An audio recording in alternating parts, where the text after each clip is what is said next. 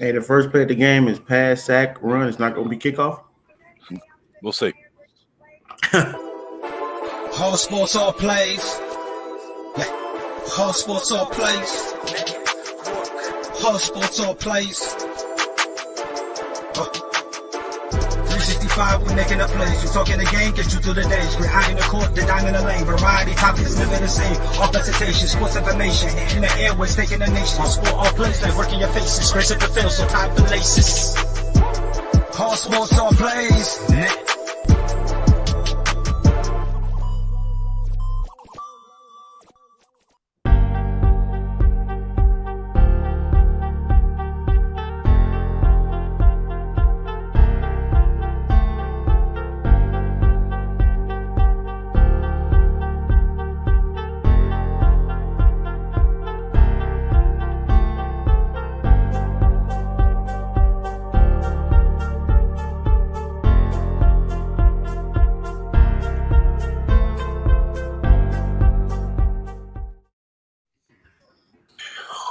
Yo, what's going on, everybody? Welcome to the day that we've been waiting for about 4 or 5 months. It's the day that we had a lot of people picking the Chiefs. We had a day that one person out of the whole country picked the Eagles, and ironically, he's here right now. He is down in the bottom right-hand corner of the show. His name is Mike. And Mike, welcome to your day. This is, you know what? This is going to be your day. Your day. Hey, hold on. Time out. No. Let the brother speak. No. Let me say something first. Let the brother speak. Because he already know what I'm about. No. Go ahead, Mike. Go ahead. The floor is yours. Hey, I admitted to my downfall following Jalen. He proved to me. But I said on the first episode of the season, Philadelphia Super Bowl champs. No. They haven't won yet, but they got to the Super Bowl. Super Bowl champs. I said it day one. There's no doubt in it. There you go. Well, congratulations to the Eagles for making it this far. Congratulations to you, Michael. Your team is in it. At least one of us gets the chance to go ahead. As a matter of fact, I personally, I have issues with both teams. I personally am pulling for the Eagles because you're part of my crew. You're rooting for the Eagles, so I'm going to go Eagles this time in my heart. My pick, however, may not reflect that, but my heart, go Eagles. The other person that is also part of the touchdown crew full time is the coach, even though he's been like MIA most of the time. But what's going on, Coach? How you doing? You look good. Man, doing good, man. Busy. I got my boys in there. They working out right now, and I'm putting stuff on the grill and cooking for tomorrow. But man, real quick, Mike didn't claim them at the beginning of the season. No, I was skeptical about Jalen Hurts. I don't know why. Because I said it. I said they were going to be straight. I said Jalen Hurts was going to be straight. Now, I'm not going to lie to you. I did not have them going to the Super Bowl. Just being straight up honest with you. But I'm happy for him, man. I'm happy. Fly, Eagles, fly, man. That's good. Absolutely. And introducing our special guest today for the Super Bowl show, all the way down there in Southern Cal. It's right now noontime. It's lunchtime for him. But Jonathan Mathis, how you doing, my friend? Welcome to the show. What's up, Charles? What's up, Coach? What's up, Mike B? Thanks for having me on. It's a pleasure to be on this show. I'm excited. I'm pumped up for this game. This is one of the most evenly matched Super Bowls that we have seen in recent memory. So I think it's going to be a great game. It has the makings of being an instant classic. Well, I definitely see that. I definitely see a great game coming out of this. I think you got some two quality offenses that are going to go at each other. One high flying, one that's more mobile. You got the Philadelphia defense has been really stout. You got Patrick Mahomes. How's his ankle going to hold up? We don't know that. If he's not going to be mobile, he could be in a lot of trouble. But if he is, you don't know. Mahomes may be just Mahomes. One thing, though, let's go ahead and talk about it. That's that big elephant in the room. This is the first time in Super Bowl history, two things are happening. One, brothers playing against each other, and two African-American quarterbacks. I want to start with the latter first. Two African-American quarterbacks starting. How big of an impact do you see this being for future generations of quarterbacks? Let's go ahead and start with John. If you go ahead and kick us off with that one. Man, I think it makes a tremendous impact on the game. I think it paves the way for a lot of young, talented black quarterbacks out there. This opens the door for many future quarterbacks who've come a long way, and that's what we've seen. We have witnessed history this year, and you know the NFL has really, really come a long way as far as opening the doors for black quarterbacks. It's incredible to see that it's the first time in NFL history that you have two black quarterbacks going head to head.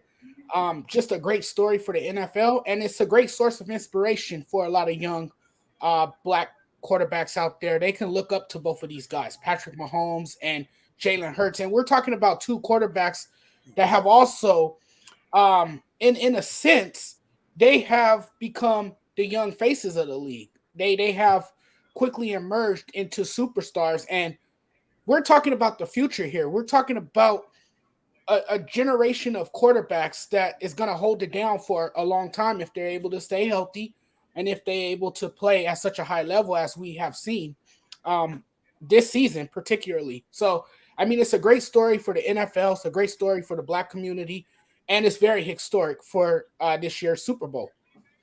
Absolutely. Yeah, good takes. Coach, I'm going to go with you there. What is this meaning for you, since as obviously being a fellow black man, how proud are you to see two quarterbacks playing in the Super Bowl at the same time?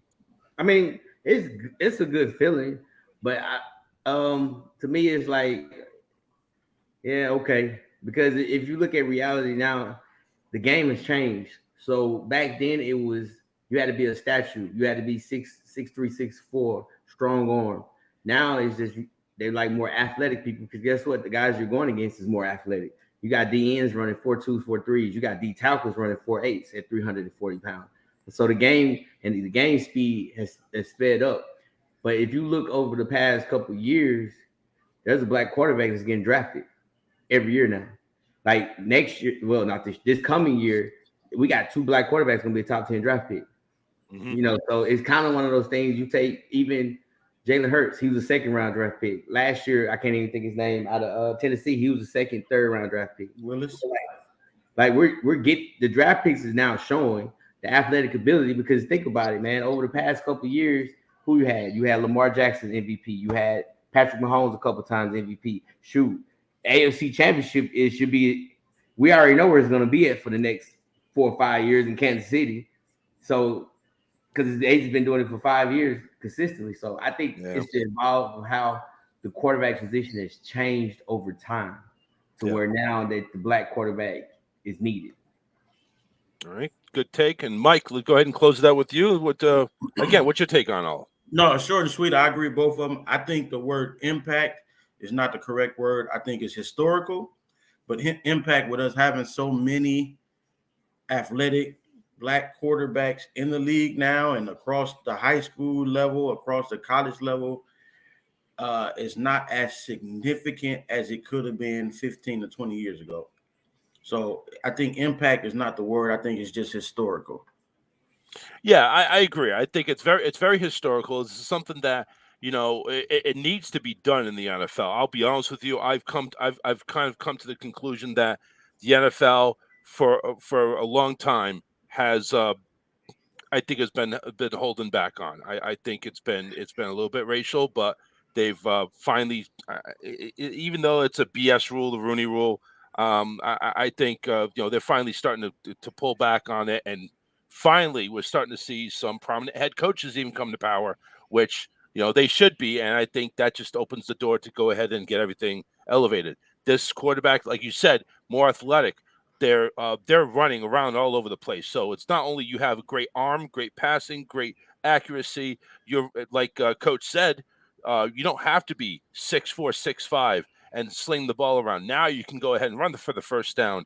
That does open up injury opportunities, though, unfortunately, as we've seen with Lamar Jackson. I don't think he's completed one full year, really, to be honest with you. And if he has, it's probably that MVP year that he had. But it does open up a lot of injuries to the point where now take a look at San Francisco. I mean, my word, they went through four quarterbacks, and it's just crazy out there. So with it being more athletic, is it really that important now to still draft a quality offensive player or offensive line player? Or do you think now it's like the offensive line isn't going to be as big of a deal? Just go ahead and run block, and we'll have our running backs take it, and it's not about pass protection anymore. What do you guys think? As long as you can scramble around, as long as you can scramble around, why do you need a line? Well, you still need a line because you have people who can scramble around. I mean, guy in Chicago could scramble around, but he would love to have better line in front of him. Not young, in 49ers, he wants a better line in front of him. I mean, for pass protection wise. So it's not necessarily just get a guy who can run around. You still need somebody to protect him no matter what. Because when it comes to those times when he must drop back and you need that receiver to get downfield, they have to be able to complete it to hold up. So it's not just the athletic part is an advantage, not necessarily something you just want to build on. It has to be still a team concept, still build around each other, and still a coach still has to do what's best for the team and what makes the quarterback even better with his ability. John, what do you say? Is the quarterback now? Is this evolving into another breed? Are we talking about, hey, you can no longer be 6'4", 6'5", standing in the pocket, throwing downfield. The pocket game is gone. Now you have to be a dual threat. What are your thoughts? No, I don't think you necessarily have to be a dual threat quarterback. I think we're seeing more dual threat quarterbacks now with this evolution. Absolutely. But you're gonna still have your pocket passing quarterbacks. But yes, it's more athletic now. I think we are seeing more dual threat quarterbacks. And to answer your question, I think that you're gonna see a combination of both. You're gonna see the pure pocket passers, and you're gonna see the ones that are dual threat quarterbacks. Because you got to remember too, Charles, not every quarterback is built to run. Not every quarterback has that athletic speed. Not every quarterback is gonna scramble and buy time. They're gonna depend heavily on their offensive line. So that's why the offensive line is always going to be valuable as well, because some quarterbacks, they rely heavily on that brick wall in front of them. So it all depends on the athleticism. It all depends on who that quarterback is. And it all depends on his style of play and how he operates the offense and everything. So that's mainly what it comes down to. Yep, I agree. I definitely agree. Well, we want to welcome everybody watching to the Touchdown Crew Super Bowl special. We got Mike down there. We got John up there going ahead, and as our special guest, Coach is dipping in and out here, so I took him off camera until he comes back on. I am your host, Charles Richardson. We go ahead and close out this season with a number 1 versus number 1 in the seed. NFC champion Philadelphia Eagles, led by Jalen Hurts, going up against Patrick Mahomes and the Kansas City Chiefs. One of the things I was reading or watching in regards to the Kansas City Chiefs is the Tyreek Hill effect. Obviously, they didn't really need him. They're still winning games. But with the defense that they're going to be facing today, does the Tyreek Hill lack star power, does that come into play? Does now not having that explosive weapon, do you think that comes into play, Mike? Your defense, you go first. It causes problems, and it creates a disadvantage because you can't double team him and Kelsey. So that's going to be the difference. Everybody else, I think their receiving core can be single covered up. You can bracket Kelsey, and I think the front 4 or 5 can stop the run. That's how I view it. I'm trying not to be biased on the Eagles, but honestly, I don't think their receiving core is as deadly without him. Yeah, he did more passing yards, yeah. But once again, go check the scheme of the offense. Dink and dunk. Go deep every once in a while. Get the ball out of Mahomes' hands. Let them catch and go make something happen. It was never no big 60, 70 yards passes like before. Yeah, it's not like they don't have speed on the offense. I mean, but they don't have the Tyreek Hill effect. No. So, yes, everybody's going to double team on Kelsey tonight, but that does free up maybe Hardman over the middle, Juju on the sides, slot. You got all that stuff going on. John, I'm going to throw it over to you. You see the Tyreek Hill effect actually causing some problems with Kansas City, or you think they're going to be fine? I think the Tyreek effect is definitely going to cause problems for this team, like you guys mentioned. Travis Kelce would be doubled. He would draw most attention tonight.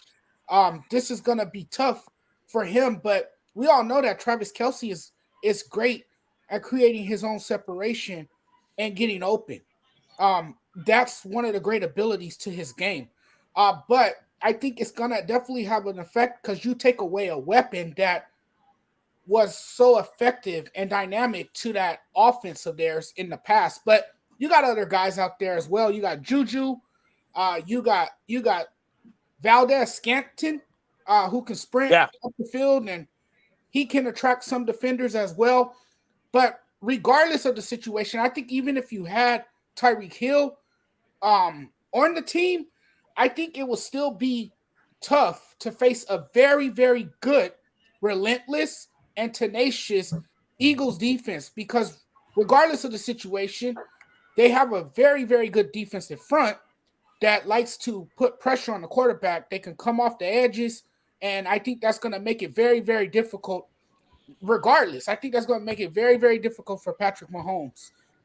He can't hold on to the ball too long. He's going to have a quick release because if he doesn't, he's going to get swallowed up by that defense. And I think the Eagles, either way, they will still be able to slow down this Kansas City Chiefs team, even though the offense is very dynamic. Let's go ahead and pass over to Coach. Coach rejoining us after taking a little bit of a bathroom break. So we're talking about the Tyreek Hill effect, and I know you're very opinionated on regards to Tyreek Hill, the impact he had with Kansas City, and obviously the way Kansas City has moved on without him. Going up against this very, very tough defense, which Mike said is going to swallow Mahomes alive. I'm just kidding. He didn't say that exactly, but do you think Kansas City is going to suffer as some effects of not having that weapon on board tonight? No. Question is more so I haven't looked. So is everybody's playing, correct? Yeah. I believe so. Okay, so here's the difference. When you have Tyreek and Tyreek is fast. Tyreek is good from 20 to 20. Once you get inside the 20, Tyreek is pretty much pointless because he's not a big guy. He can't jump ball. You haven't seen him. He just blows by people because Patrick Mahomes, he stays and he's scrambling in the pocket. Getting everybody else open up the offense and made Patrick Mahomes better.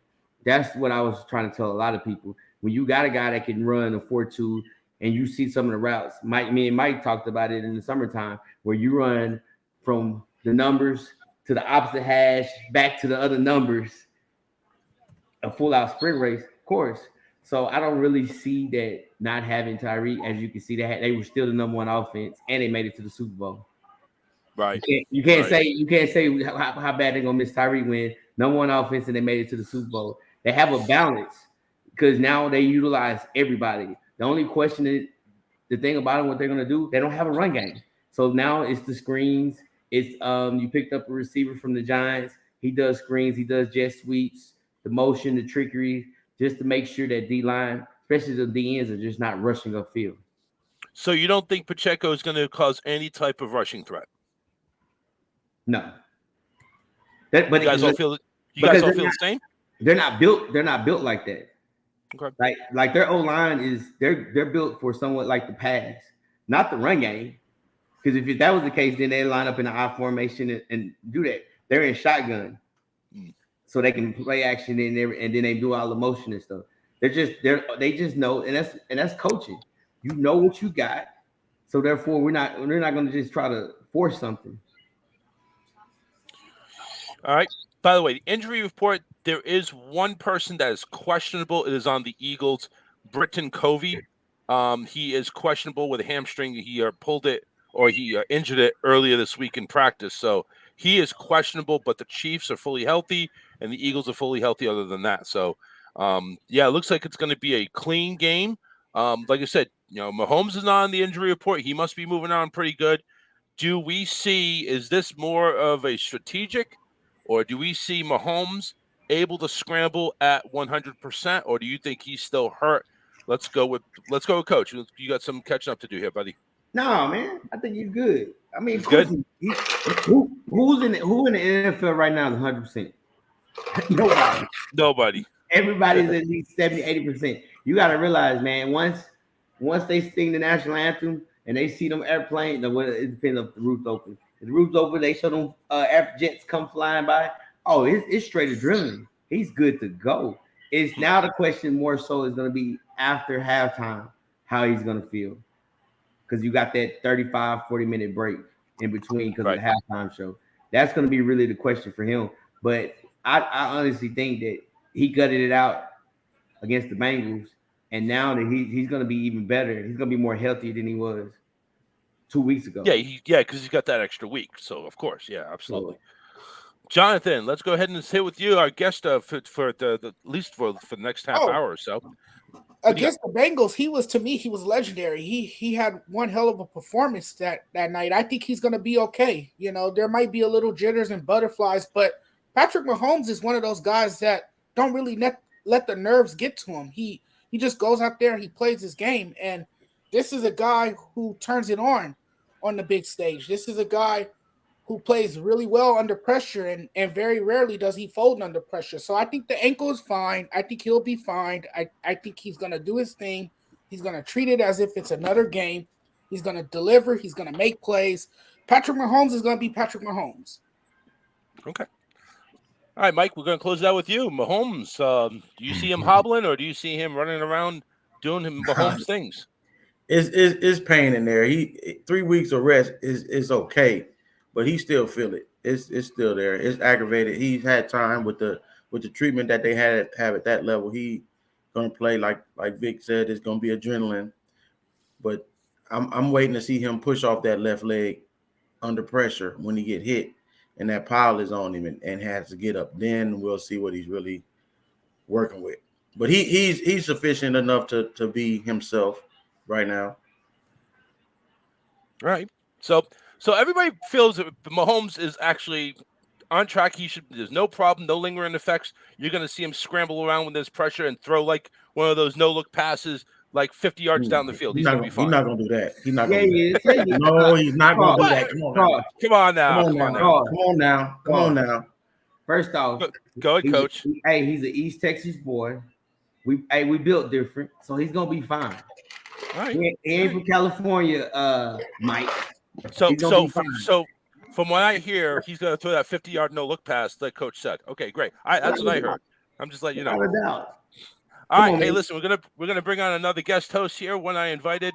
He is located down there in St. Petersburg. He covers the Tampa Bay Buccaneers. One of my friends here. Let's go ahead and welcome Peter Blake from the Sports Web. Peter, what's going on? How you doing? What's going on, buddy? How you doing? Happy Super Bowl Sunday. Getting ready for Super Bowl 57 between the Kansas City Chiefs and the Philadelphia Eagles. I'm pumped up. And then again, it's kind of bittersweet, guys, because it's the last football game of the season. I wouldn't say that. We got the XFL to look forward to, Orlando Guardians. Anyway, but that's, yes, the last professional football game. I get it. All right, we got a packed house there. Jonathan Mathis coming us from California. Peter Blake all the way there in Pinellas County in covering the Bucs on the Sports Web. Gentlemen, it's great. It's one of these celebrations they really need to make a holiday of. As a matter of fact, according to Philadelphia, the schools are delaying opening on Monday. And I believe in Kansas City, they're looking at actually passing a law making Super Bowl Monday a holiday. Just saying. By the way, any sound effects you do hear is Peter. He has that little freaking gadget that he likes to press buttons on. So any sound effects you hear, that's not from me. I heard Houston's supposed to be doing that too. Yeah. They said they considering that being the holiday. Yes, they definitely need to. Oh, that was Houston. That's right. It was Texas, not the HISD. Let me say that there. Houston Independent School. If y'all didn't even do the Houston Astros winning the World Series, you show is not going to do some team other than Texas. Well, shouldn't it be? I mean, come on, gentlemen. All day long, we eat crappy food. We drink. Some of us drink a little bit more than others. I mean, who wants to go back to work feeling that way? Once again, the last game of the professional football season, being a little bit hungover, that should be a holiday. You know what another holiday should be? Baseball opening day at the end of it too. So That should be a holiday. This should be a holiday. I mean, make it a whole couple days here. Why not? Well, what's the point in going back to Monday? Let's have a lot of people don't even show up for work on Monday after the Super Bowl. So make it a national holiday for everybody. Exactly. That's your day to recover.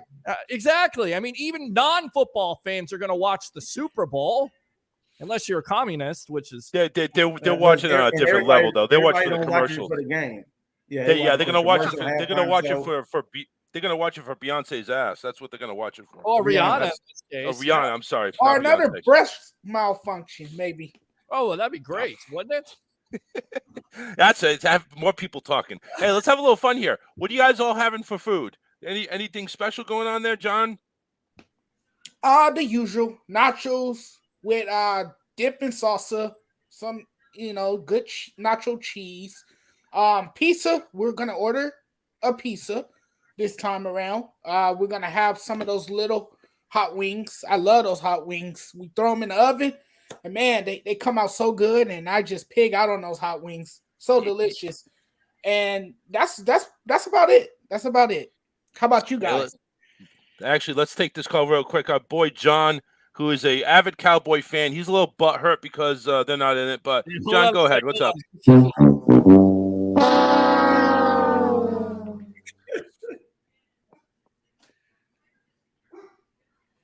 He's not there. What happened?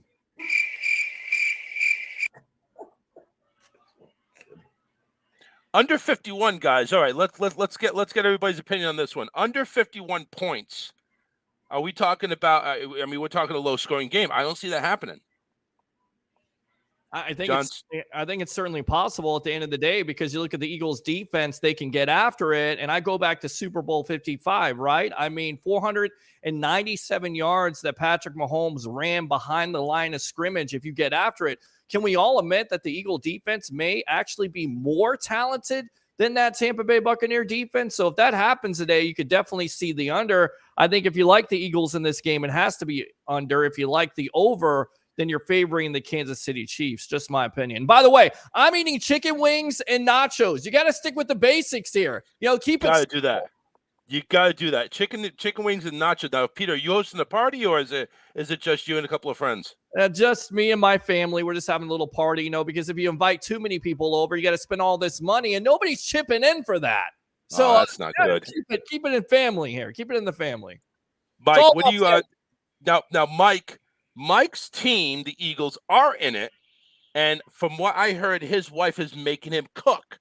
I think that's wrong. Yeah. And Mike, what are you having for the party? We got ribs and wings. And nice. when I already got it planned, when we win it, we having Philly cheesesteaks tomorrow.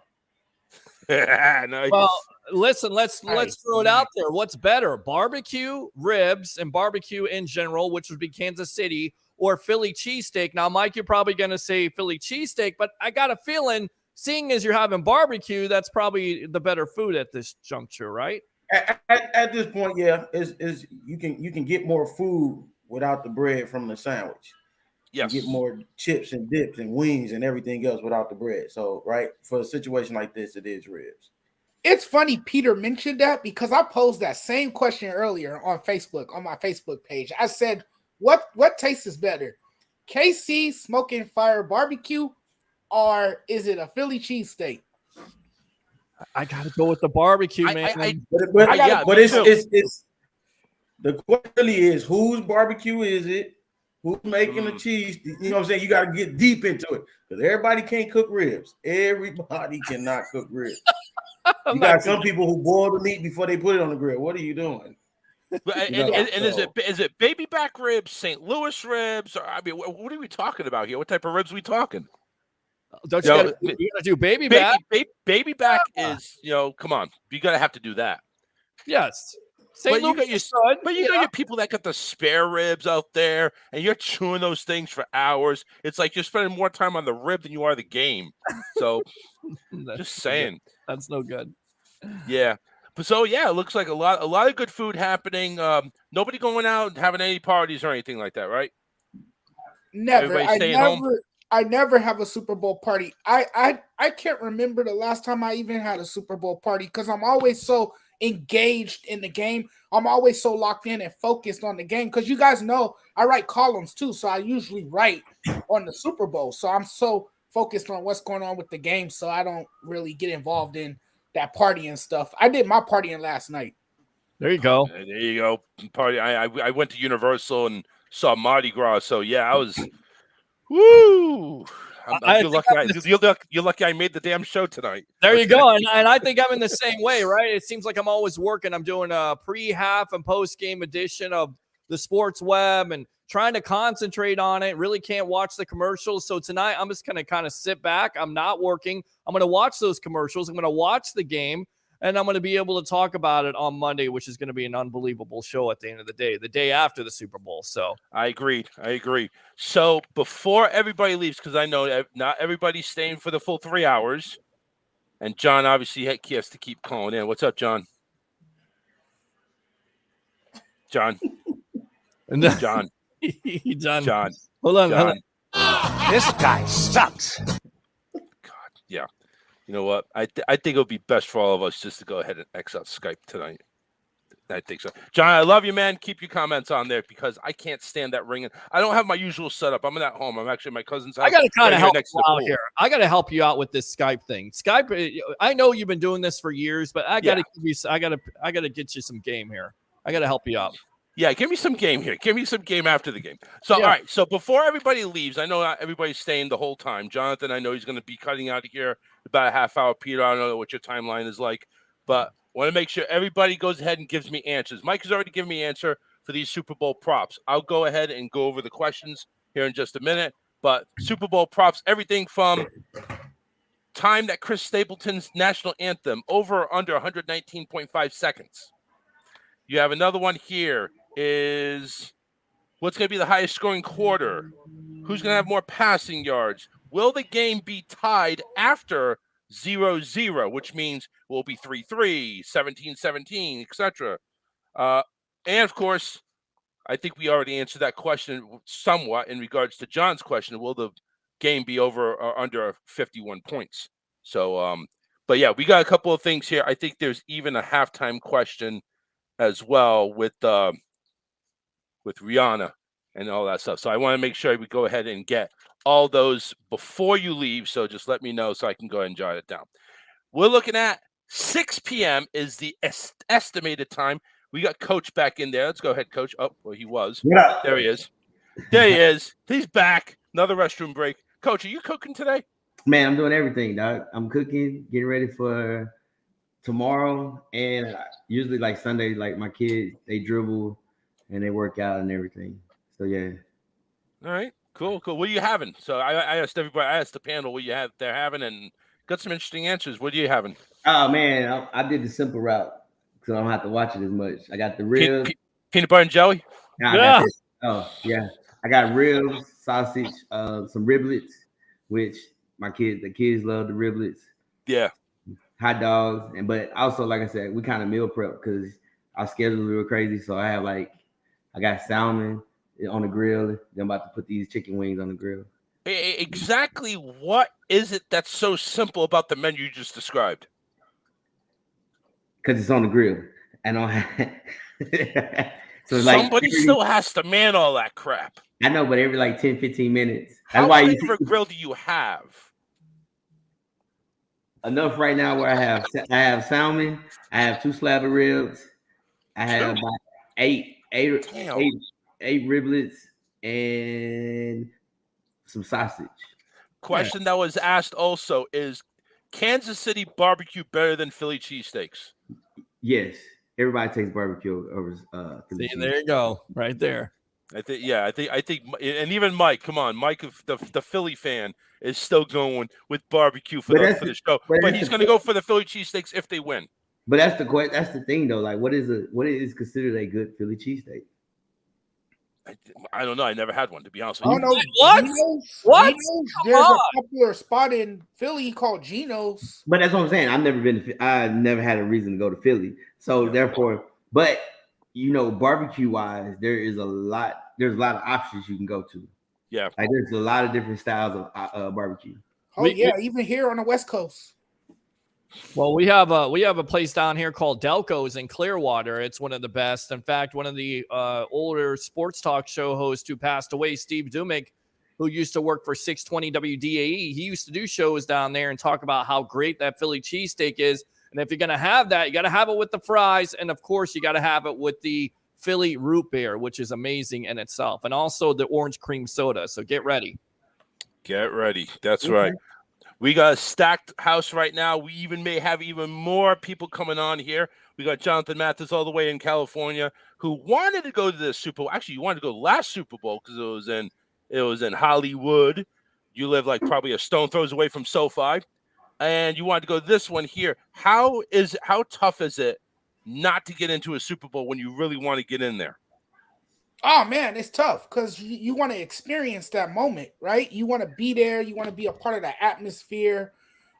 You want to get your feet wet as a journalist. You know, you want to put yourself out there and be around people that do the same thing as you. But it's all about timing. It's all about knowing when your time is going to come, and you just shoot for next year. Next year is still going to be on the West Coast. It's going to Vegas next year, probably even better spot because there's a lot more to do in Vegas. And, you know, Vegas is going to organize it really well, and they're going to have it set up nicely. So hopefully next year I'll be there. There's no hopefully there. I will be there. You're going to plan ahead of time. You're going to start saving now. I get it. Let's talk Vegas real quickly. Has anybody caught the newly revamped Pro Bowl games, especially those 3 flag football games? Anybody have any thoughts on that? We know how Peter feels. That's my thought right there. What they could do to revitalize this event, and that's what I'm going to call it. It's an event. It's not a game. It's a whole bunch. It's just a bunch of experiences right now. Is there something they can do to revitalize it, or is it just best to ditch it?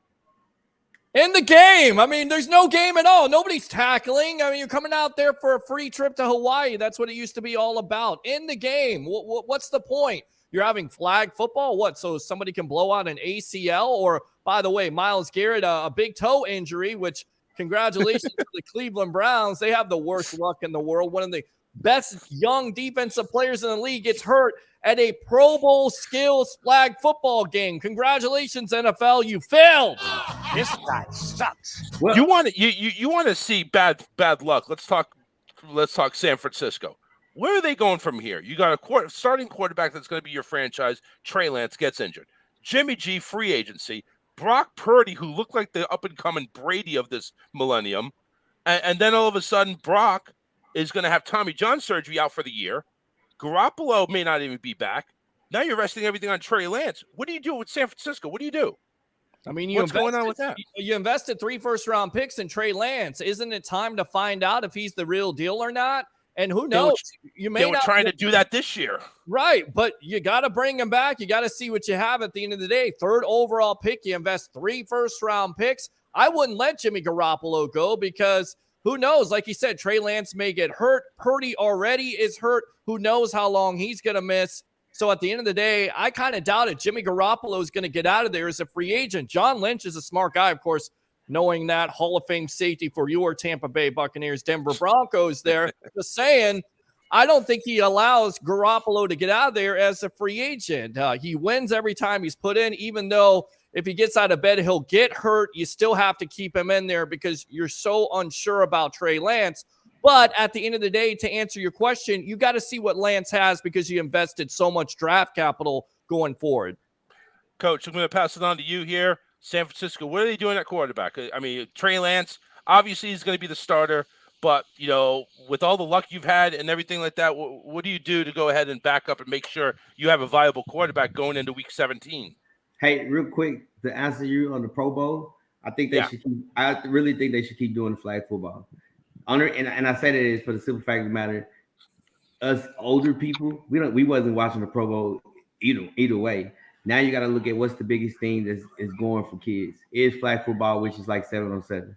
A lot of kids, they're doing, especially now, it's 7-on-7. I know it's real big in Texas. I can't speak for everywhere else.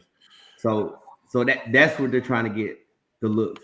You're trying to get the 7-on-7 kids. You're trying to get the younger people to be involved in it. Now with the 49ers, it's all about the money situation because Jimmy's not gonna pull a big market. Because we sit here and look, depending on the coach, if they drafted, if they're gonna draft a quarterback, the teams you have is what? Tennessee, Tampa, the Raiders.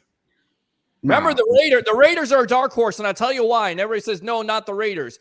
The Raiders right now need a quarterback, right? They moved on from Derek Carr. Stidham isn't the answer. You got either Aaron Rodgers, which has been, some type of rumor out there with Devontae Adams reunited, and it feels so good, or possibly Jimmy Garoppolo, who, by the way, knows the Josh McDaniels system. So that's certainly a possibility if Rodgers decides to go with the Jets. He can't go to Tampa and he can't go to the Raiders because he can't throw the football. The reason why he was so perfect in the 49ers is because guess what? He can't throw the football. If he could throw the football, then I agree with you. But I don't see the Raiders or I don't see Tampa because the Raiders, you have to realize, what do you have? You have skill guys. So you have to be able to throw the football. Yeah, you got to be able to distribute the ball evenly and accurately. Right. And now Jimmy can throw, but is he able to throw at that frequency and that pace? No, he's in a workable system. That's what it is. He's in a system that is quarterback friendly, and that's why he benefits so well with the 49ers and under Kyle Shanahan's offensive brilliance. So I'm with Peter here. I think there's no way you let Jimmy G go in free agency. There's no way you let him walk.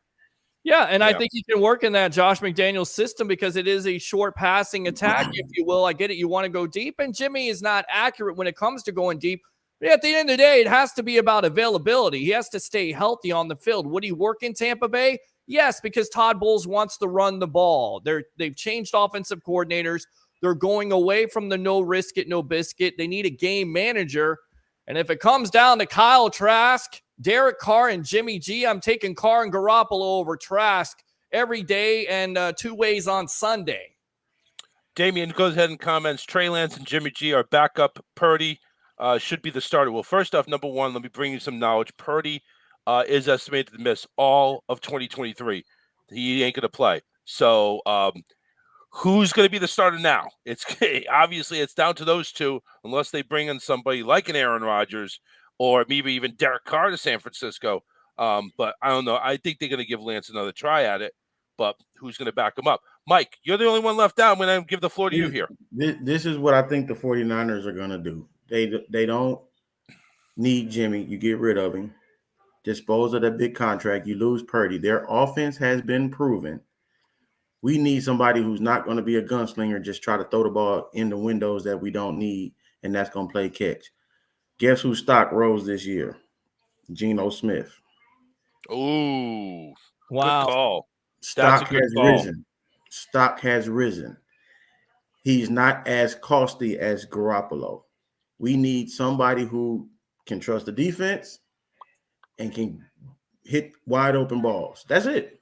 And they ain't going to cost us a lot of money, and we still can rely on our number one draft pick and let him get right.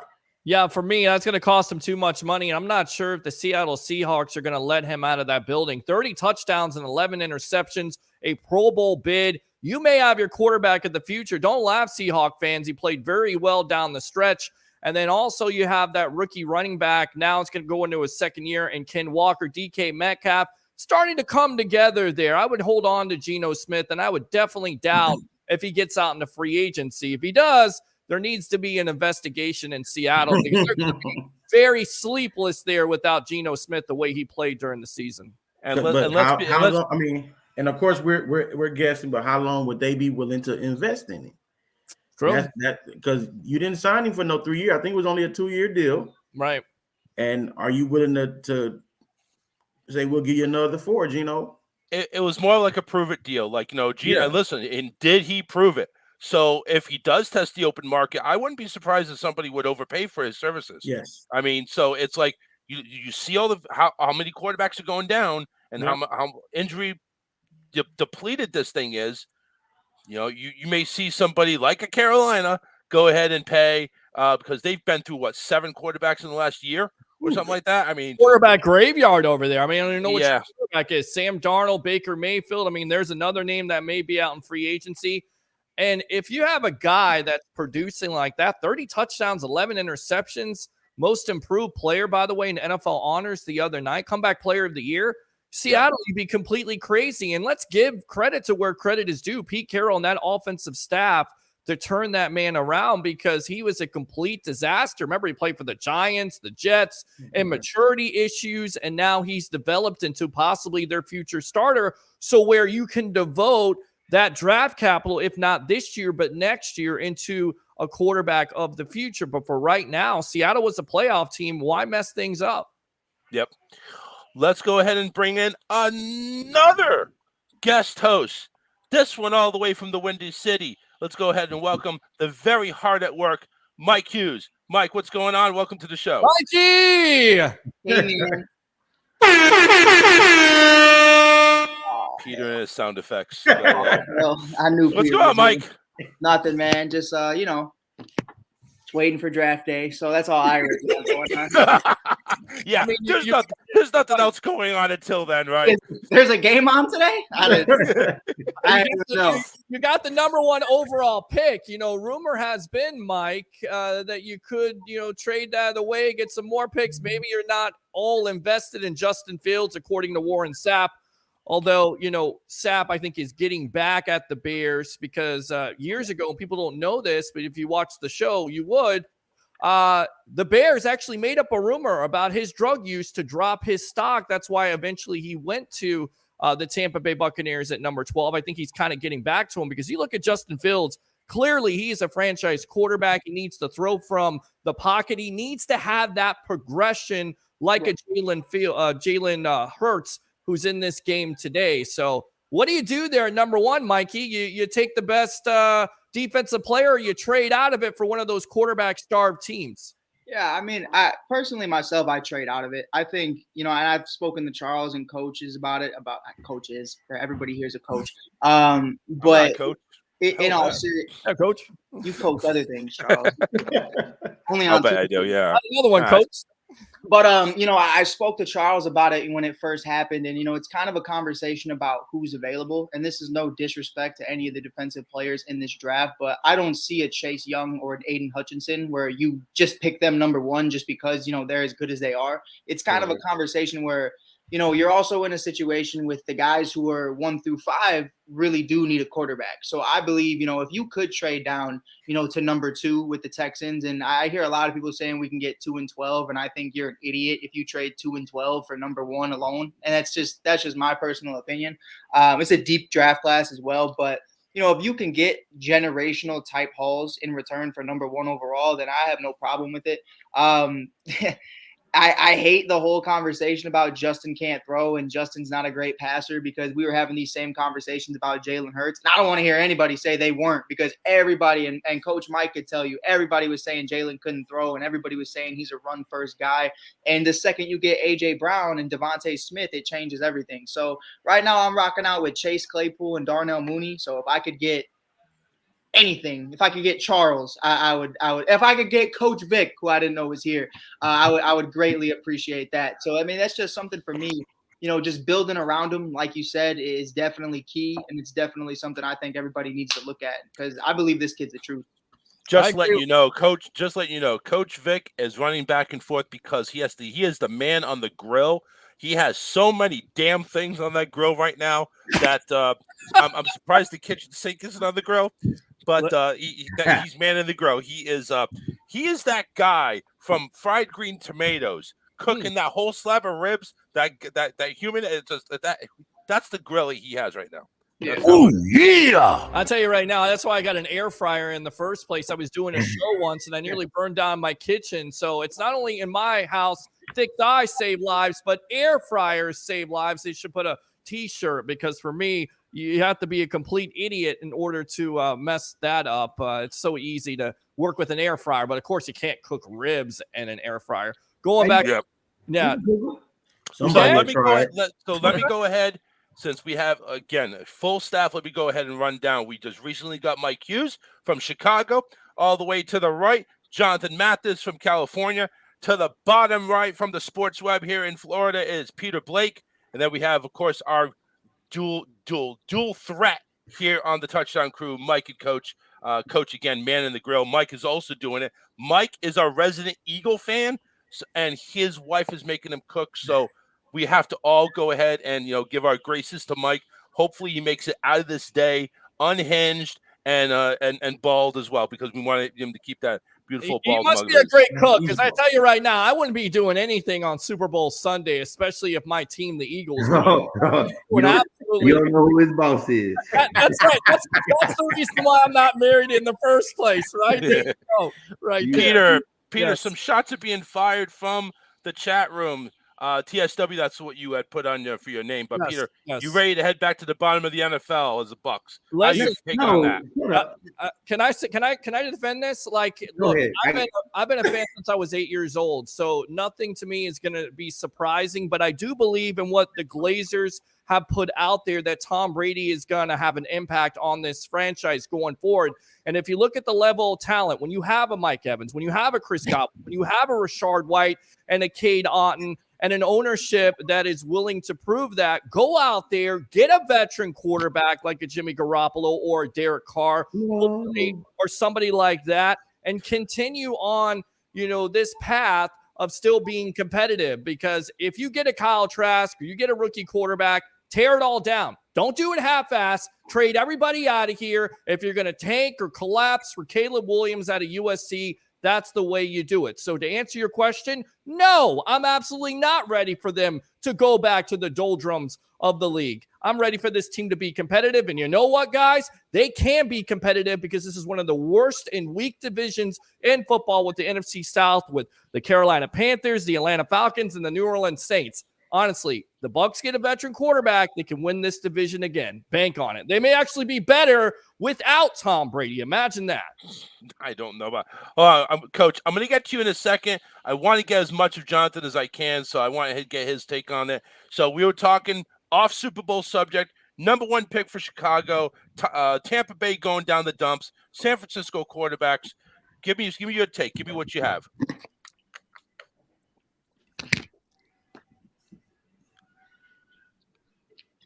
He said he ain't telling you nothing. I guess right. He ain't telling me nothing. He went silent. Yeah, he went silent. Anyway, so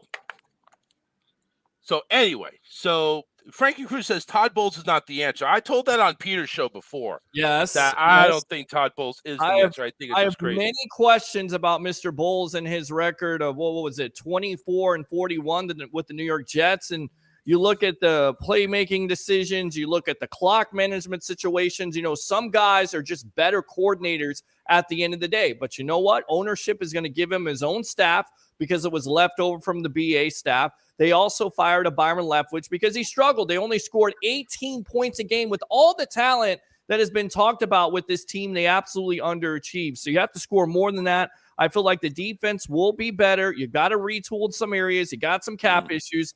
But really, let's be honest, the cap is non-existent. If you want to spend money, you compete. Todd Bowles may not be the answer, but at the end of the day, you got to try for at least a year. And if you don't get it done, then Todd Bowles is gone, and you basically reset with a new quarterback, a new offensive staff, and you go from there. Coach, I know you're a Buck fan down there. You've been holding down the Bucks with TB12 and everything like that, and very disappointed this year. And, of course, you're the grill master, so I want to go ahead and get your take on that, too. Who do you think is the answer if Todd Bowles isn't?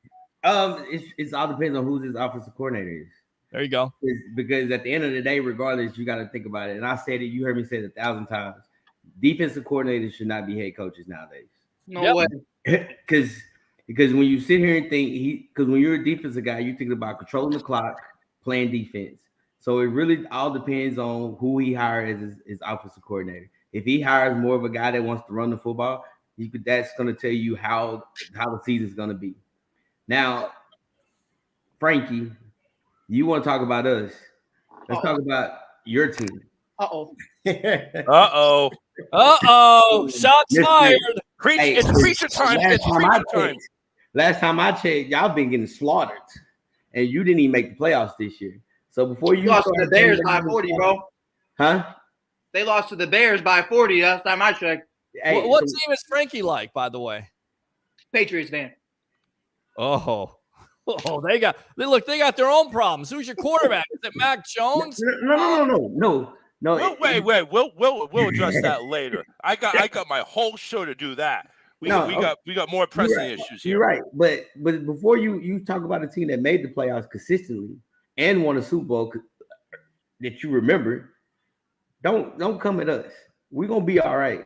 Like I said, I'm not gonna sit here and say Todd Bowles is not the answer, because when you just give him the staff that from last year, he has to find someone that fits what he wants offensively. And again, if he wants to run the football, we're not in that era. We don't even have that type of O-line. Shoot, we don't even have that type of running back to sit there and just say we're gonna pound the football. All right.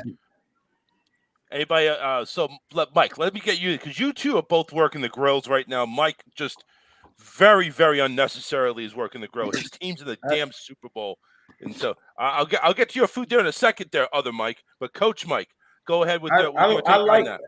I think if you go get Carr, you must go heavy offensive line adjustments, and then you can still be very, very highly productive. Other than that, I don't think you. I don't want to say a defensive coach can't be the head coach. I just think if he is, he has to bring somebody as an OC that he trusts. Not even say to do it how I want it done. He has to give somebody full autonomy on that offensive side. But where he can manage the clock and do whatever, but he can't say, "Hey, don't do this, do that, don't do this, do that, don't do this." But you can't bring a Chip Kelly in now. You got to get somebody who understands the adjustment. Yeah, I mean, like a Todd Monken, right? I mean, they've interviewed him, two-time national champion with the Georgia Bulldogs. He's making $2 million this year. He's already interviewed with the Tampa Bay Buccaneers. We know who it's not going to be. It's not going to be Dan Pitcher. He's going to stay, of course, with the Cincinnati Bengals. Is it going to be a young guy? I mean, that's what you got to be encouraged by here, is they're interviewing a lot of young minds, not guys that are, retreads or something along those lines. And then, you go back into the annals of history with this ownership. Defensive-minded coach in Lovie Smith didn't work out, right? So you made Dirk Cutter the coach. Now, it didn't necessarily work out, but in the grand scheme of things, if you got a young quarterback and you want to not ruin that quarterback's development, you keep that offensive coordinator on and that system intact. So we'll see what happens with this Bucs offensive coordinator, because that's the next step. And guys, who knows? They may want to interview one of these candidates on this staff. This is why they're waiting so long. Possibly Kyle Trask is old offensive coordinator in a Brian Johnson. Is it Johnson? Brian Johnson there with the Philadelphia Eagles. He was the offensive coordinator for Kyle Trask with the Florida Gators. I hope it's not, but it may be. This is the direction they may go. How about Eric Bieniemy? Why isn't he getting any interviews? He's not going to get his job. He's got like 3 interviews coming up. Actually, I don't, and I think Brian Johnson is off the market because the OC for Philly is possibly leaving, and he's going to get bumped up to keep that continuity with Jalen Hurts. It's a great point, because that was the breaking news. It looks like he's going to take the Indianapolis Colts job, and of course, all eyes are on what the Colts do, what the Cardinals do. What are the Cardinals doing? If you believe all the rumors of Kyler Murray, the coaches don't want that job because of that. So that's the problem in the grand scheme of things. When you hire a coach, you better let him know that this is going to be the quarterback. This is going to be the way it's going to be, because if it's not going to work out from the very get-go, it's just not going to work, and somebody's going to get fired eventually. And more than likely, it's going to be the coach. People keep on saying, well, the Bucs are going to rebuild. Okay, so let me get this straight. Jason Light, who is a Super Bowl winning GM who has built this team from ground up, is going to say to the Glazers, yeah, we're going to rebuild. We're going to stink for a quarterback, and he's going to be on board with that? I don't think so. Todd Bowles finally gets an opportunity to be a head coach in the National Football League, finally gets the opportunity to have his own staff, and he's going to check off on a rebuild, not unless ownership told him to wait 2 years. That's not happening. They're going to try to win now. They're going to do everything in their power to go into free agency in the draft to make this team a playoff contender, period. It is going to be interesting to see what the Bucs do. Mike, do you have any thoughts on actually who's going to talk? Who's going to talk? Let me say one more thing. Go ahead, Vic. Also, what you got to realize, guys, they lost the entire offensive line. The center got hurt in August. The guard retired in the summertime after we drafted, and then everybody was just getting hurt constantly. So one thing about it is we're gonna either get a free agent or we're gonna draft a guard. The center's coming back. Both tackles are coming back. man, we're gonna be fine. That's the thing. We're gonna be good offensively. It's just now, how creative can we be? Because we weren't creative offensively. To be honest, I mean that's the biggest thing. With all the toys that you have, we were not as creative as we used to be. Because you're probably gonna draft a tight end, so we'll be good. Now, This is what I'm going to say. You go from one of the top offenses in the NFL a year ago down to almost down to the gutter. Yeah. And what happened? Arians to Bowles. But no, that's what we have going on. But the O-line. Explain. Well, the O-line is the O-line. You just need to give Brady 2 or 3 seconds for crying out loud. Anyway, Mike in Chicago, let me get your take, and then I have another guest I need to bring on. Yeah, because why the Eagles good? No. Hold on. That was cold.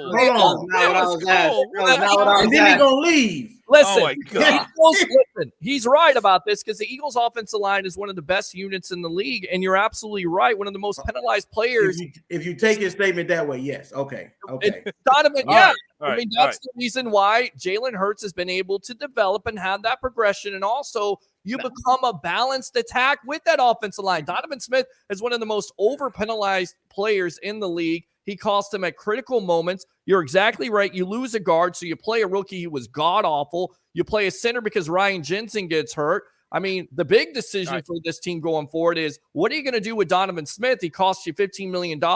I would let him go. You saved the $15 million because he absolutely underachieved last year. But she's exactly right. The Eagles, the reason why they're so great is not just because of Jalen Hurts and A.J. Brown and Miles Sanders and Devontae Smith, but because that offensive line is giving Hurts the opportunity to run the ball. Furthermore, they're opening up those holes for those running backs no matter who it is.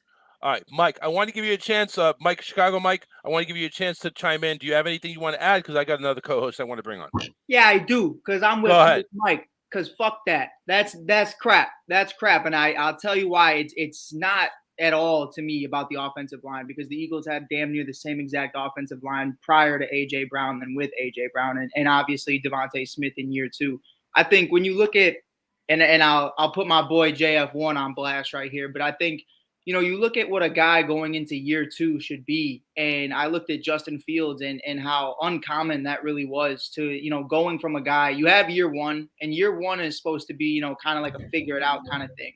With a year 2 quarterback and bringing it back to Rob Scott, bringing it back to Kyle Trask, I look at Jalen Hurts. I look at guys in the 2021 draft. I mean, look at all the guys Fields had. You're looking at Trevor Lawrence, and we talked about this all the time, Charles, throughout the season. You give him Doug Peterson, Christian Kirk, Evan Ingram, and now you're bringing back, obviously, Travis Etienne. You look at Trey Lance, or you could say Brock Purdy. You re-signed Debo. That was critical. Healthy George Kittle. You trade for Christian McCaffrey. And Zach Wilson shit the bed, but you gave him the offensive rookie of the year and obviously Garrett Wilson. You give him Jameis Robinson, Breece Hall, all these CJ Ozuma, who was bigger than a lot of people realize. I mean, bro, that's really what it comes down to is, you look at guys in year 2 and you go, man, like you need to be able to bring people in so we could actually start doing shit. Justin Fields was like, yo, anything you did have, take that shit away right now. And it was like, damn. But then you look at Jalen Hurts, you get AJ, you get Dallas Goedert back fully healthy, you get all these other guys. Charles, who the hell is that? That's my cousin. Thank you. He's uncovering the TV. You're naming names like you're going off a black book or something like that. Dude, let me bring in a buddy of mine here. He is former co-host. He actually is a former host of a sports show called Sports Caffeine. I want to bring him on. His name is El Bushman, sports-minded, also there in Tampa Bay, down there in Bradenton. What's up, El Bushman? All right, Charles, enough with that stuff. I'm actually kind of excited. Peter and I have really never crossed paths before, and now we're finally doing it. So I'm excited to be on this dais with you. You're happy doing it with Peter, huh? Yeah, happy doing it with Peter. You sicko, Jesus. What's up, Al? How you doing, buddy? I'm good, Peter. How are you, man? Nice to finally meet you. We haven't met really before, but we've always kind of exchanged Twitter and Facebook comments and stuff. So it's nice to finally meet you, man. Yeah, I got to get you on the sports web sometime. Absolutely. Yeah, let's do it, dude. All right. And Charles, it's not former host of Sports Cafe. Yeah, what are you doing nowadays? I don't see you on Twitter anymore. All the IPs that I own, they never really went away. They just kind of stopped doing stuff. So like right now, I'm kind of just.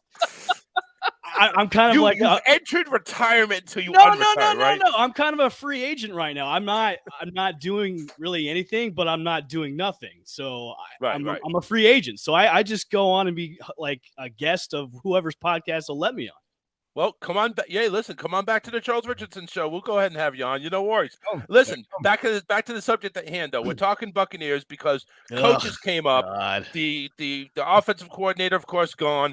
But also what's happening, Brady retiring, Kyle Trask is out there, possibly going to take the reins. Yeah, right. Yeah. Other quarterbacks, what do you think of? I mean, I know Jimmy Garoppolo's name was brought up today that they're exploring, with him, but I don't know. The quarterbacks right now that are free agents aren't all that sexy. And take me off the single screen. I hate that. Take me off of that stuff. God. I don't know, man. It's a conundrum that the Buccaneers kind of really dug their own hole with because of going all in with Brady and going on with. Could you stop doing all the weird sound effects, man? That's actually. Tell your jeez, bro.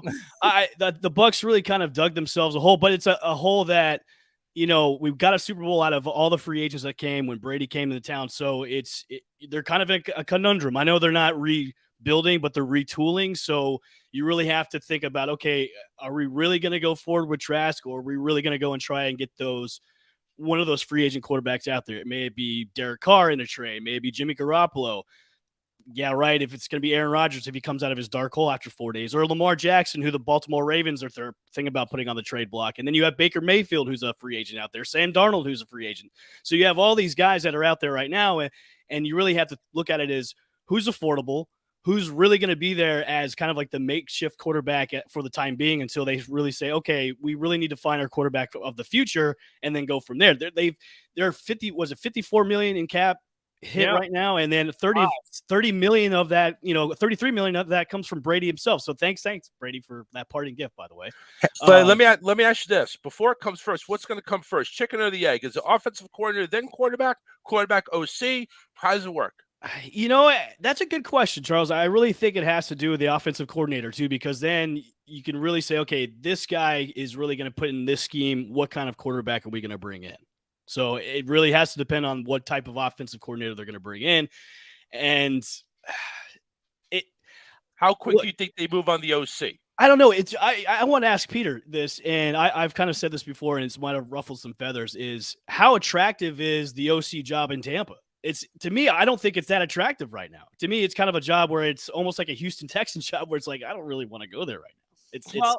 It's a great question, right? Because you're not sure if Todd Bowles is going to hang out for more than 1 year at the end of the day. So yes, he's in somewhat limbo, but let's just put it out there. I mean, this is a team that's removed from a Super Bowl win against the Kansas City Chiefs. Of course, we're going to be talking about them today. You still have Mike Evans. You still have Chris Godwin. You have an ownership that's willing to go all in. Right. And I kind of wonder if whomever you get as an offensive coordinator, is there some back channeling going on with the quarterback? And I would say Derek Carr is still in this possibility because I don't think he's going to be traded to the Saints. And I think Derek Carr is not stupid. He wants the Raiders to release him so he can choose the team he wants to go to. And if you're Derek Carr, do you want to choose the Saints or do you want to choose the Bucs? You can throw the 2 wide receivers there. You have 2 pretty good running backs. We'll see what Leonard Fournette and if he comes back or not. We already know Derek Carr's stance on it. He said it in the Pro Bowl weekend. This is going to be my last throw here in Las Vegas. So it's like, right. I mean, honestly, out of all the guys that would be a good fit, would be perfect for the Bucs for the time being, would be Derek Carr. I mean, honestly, I think Derek Carr gets a bad rep with all the hate that he got in LA. He went through so many offensive coordinators there, went through so many head coaches there. So you really have to go in with some stability with him because he's still a young guy. He's 31 years old. So he's still relatively young. So if you sign him to a couple of year deal just to kind of, hey, we want you to prove it to us that you can be the guy for the time being until we really have to retool this thing. And I think Derek Carr fits that mold. Jimmy G, he can't chuck the ball down the field. Like to me, Derek Carr is is like a better version of Jameis Winston. Like he can get the ball down the field. Mistakes are a little bit here and there, kind of like Jameis is, but he's a guy that can really chuck the ball down the field. Jimmy G, not so much, because San Fran is a run-first team, and you really didn't see Jimmy G throw the ball all that downfield because he couldn't get it down there. So you're exactly right, and you may be a different offense at the end of the day with Todd Bowles running the ball more. So you need a game manager, but you're exactly right. Derek Carr, 63-79. His completion percentage dropped this year. Interceptions went up. Is that because of Josh McDaniels? I'm willing to say it is, because here's a quarterback that's had 6 different offensive coordinators in the 9 years. We all know that that ruins the progression at the end of the day. So I feel like if you get a Carr, you can pay him the way he wants to be paid, which is up in the air right now with this Bucs cap. Whomever you're going to hire as an offensive coordinator, if Bowles doesn't work out, then possibly you make him the head coach, a la, once again, going back to Lovie Smith and Dirk Cutter, which didn't necessarily work out at the time. But, the whole idea is you don't want to lose that offense. You don't want your quarterback, your young quarterback, to go through a different offense. So for me, Carr, Garoppolo are okay. Baker Mayfield, I could definitely see with Todd Monken possibly coming back in the fold if he's out there. They also interviewed L and Charles Thomas. You got to take a look also too. Whatever quarterback you got to come into, you got some high tier receivers that are out there in the Bucs. How important is this? Because you bring in Trask, or you say we're going to keep Trask. That's what's going to happen. Look, I never liked that pick. I never liked that pick when they had him in the second round. I never liked that pick, and maybe it mostly goes because Florida Gator quarterbacks don't do well in the NFL. So when they picked him, I was like, oh, great. This is our future right now as an ex-Florida Gator quarterback. So I don't think the Bucs are sold on him, and that's why they're exploring possibilities of bringing in a veteran to lead the way. Damian, one of our listeners says Carr's not as good as a starter. He's a backup. He's not going to go be the quarterback that wins you a Super Bowl. No, and here's the thing. Derek Carr has never had a defense, okay? He's had, again, multiple offensive coordinators. Could you imagine if you give him a run game, a defense, where the Raiders, they blew so many leads last year. So you just don't know. He's never had that consistent weapon either. I get it. You had Devontae Adams, but it was probably the only year he's had a weapon to go to consistently. Can you imagine this guy throwing to Mike Evans or Chris Godwin or Cade Otton? I could definitely imagine it in this offense at the end of the day. And I'll tell you another thing, if you think the Bucs are done competing, you're crazy, because Todd Bowles wouldn't sign off on this job. Jason Light wouldn't sign off on it. If they're talking about, going in that Brady direction, like Brady rubbing off on this organization, then you continue to try to compete. I also got to remember, too, the NFC South is still a dumpster fire, so we could possibly win it again next year. So I'm not worried about it at all. And I think BA said it best today, this week on Radio Row. He says, we love Kyle Trask, but we're going to look at door number 2. Yeah. Kind of like Ricky Bobby. He kept on saying about his boss, I like your idea, but, doesn't have a snowball's chance. Well, you can't say that. We're saying but. That tells you everything you need to know about this organization and what they feel about Kyle Trask. I mean, Trask couldn't even beat out Blaine Gabbert as the backup. But don't give me the nonsense that, Tom Brady called that he wanted Blaine Gabbert to. No, if this is your young quarterback and you want to go with him for the future, you should have moved on from Brady last year, and you didn't. The organization told you everything you need to know about Kyle Trask. They don't believe in him. I think the Bucs will get things done. I mean, look, we can all just kind of agree that the cap is a myth. It's like a mythical creature, like a unicorn, and they'll figure it out with the checkbooks. They'll make the right moves and retool everything to be competitive still in the NFC South and the NFC as well. Let's bring everything to a focal point here. New Orleans last year, over $100 million over cap. Then they turn it around and they had that cap space. Anything could happen. Exactly. Let's put it that way. That's why the cap is a mythical creature, like a unicorn, Charles. Yes, and it's also like a young quarterback that the Bucs are trying to develop. They never develop a young quarterback. So everybody go, well, you got to give Kyle Trask a chance because you gave Jameis Winston a chance. What is this, participation trophy day? You got to give the quarterback that gives you the best opportunity to win, not the guy because he needs a chance in your second round pick. The organization has told you how they feel about I mean, speaking of Jameis Winston, Peter, I mean, he's a free agent. We can always bring Jameis back. Why not? Why would you dig yourself in that hole? Why would you dig yourself in that hole again? Injuries. He's got fractures to his back. Can he make all the throws? The problem is he can make all the throws to the other team. I mean, we want that. Charles, we want that to happen here because you know how I felt about that when I was back working at the other. He'll come for cheap. He'll come for crab legs. It'll be fine. There you go, crab legs. Dude, does anybody here think the Bucs make a move in the draft to get a top 10 pick? Wow, I don't know. I think they trade out at the end. I'm thinking you got a couple of young quarterbacks that are out there. Maybe you go after them and just kick Trask to the curb. No, I don't see them doing that. I agree with Peter. I think they maybe trade out. Yeah, I think they trade out, get multiple picks. You need depth positions. You possibly could be losing 2 corners here and Sean Murphy-Bunting, and, of course, Jamel Dean. So you may look in that situation. You're also looking at defensive tackle. You got free agents there. Shaq Beard is coming off an ACL injury, so you're not sure. The pass rush was okay. It needs to get better in this Todd Bowles defense. And furthermore, Donovan Smith, what is the status on him? Do you cut him? Do you go with Tristan? Yeah, I agree. Do you go with Tristan Wirfs at the left tackle, shift him to his spot that he played in college and go with the right tackle? That's what you could be looking at. That's what you use the draft picks for. I think everybody was fed up with all the penalties Donovan Smith had last year, and you have to be. Yeah, we're done. We can say bye. Bye.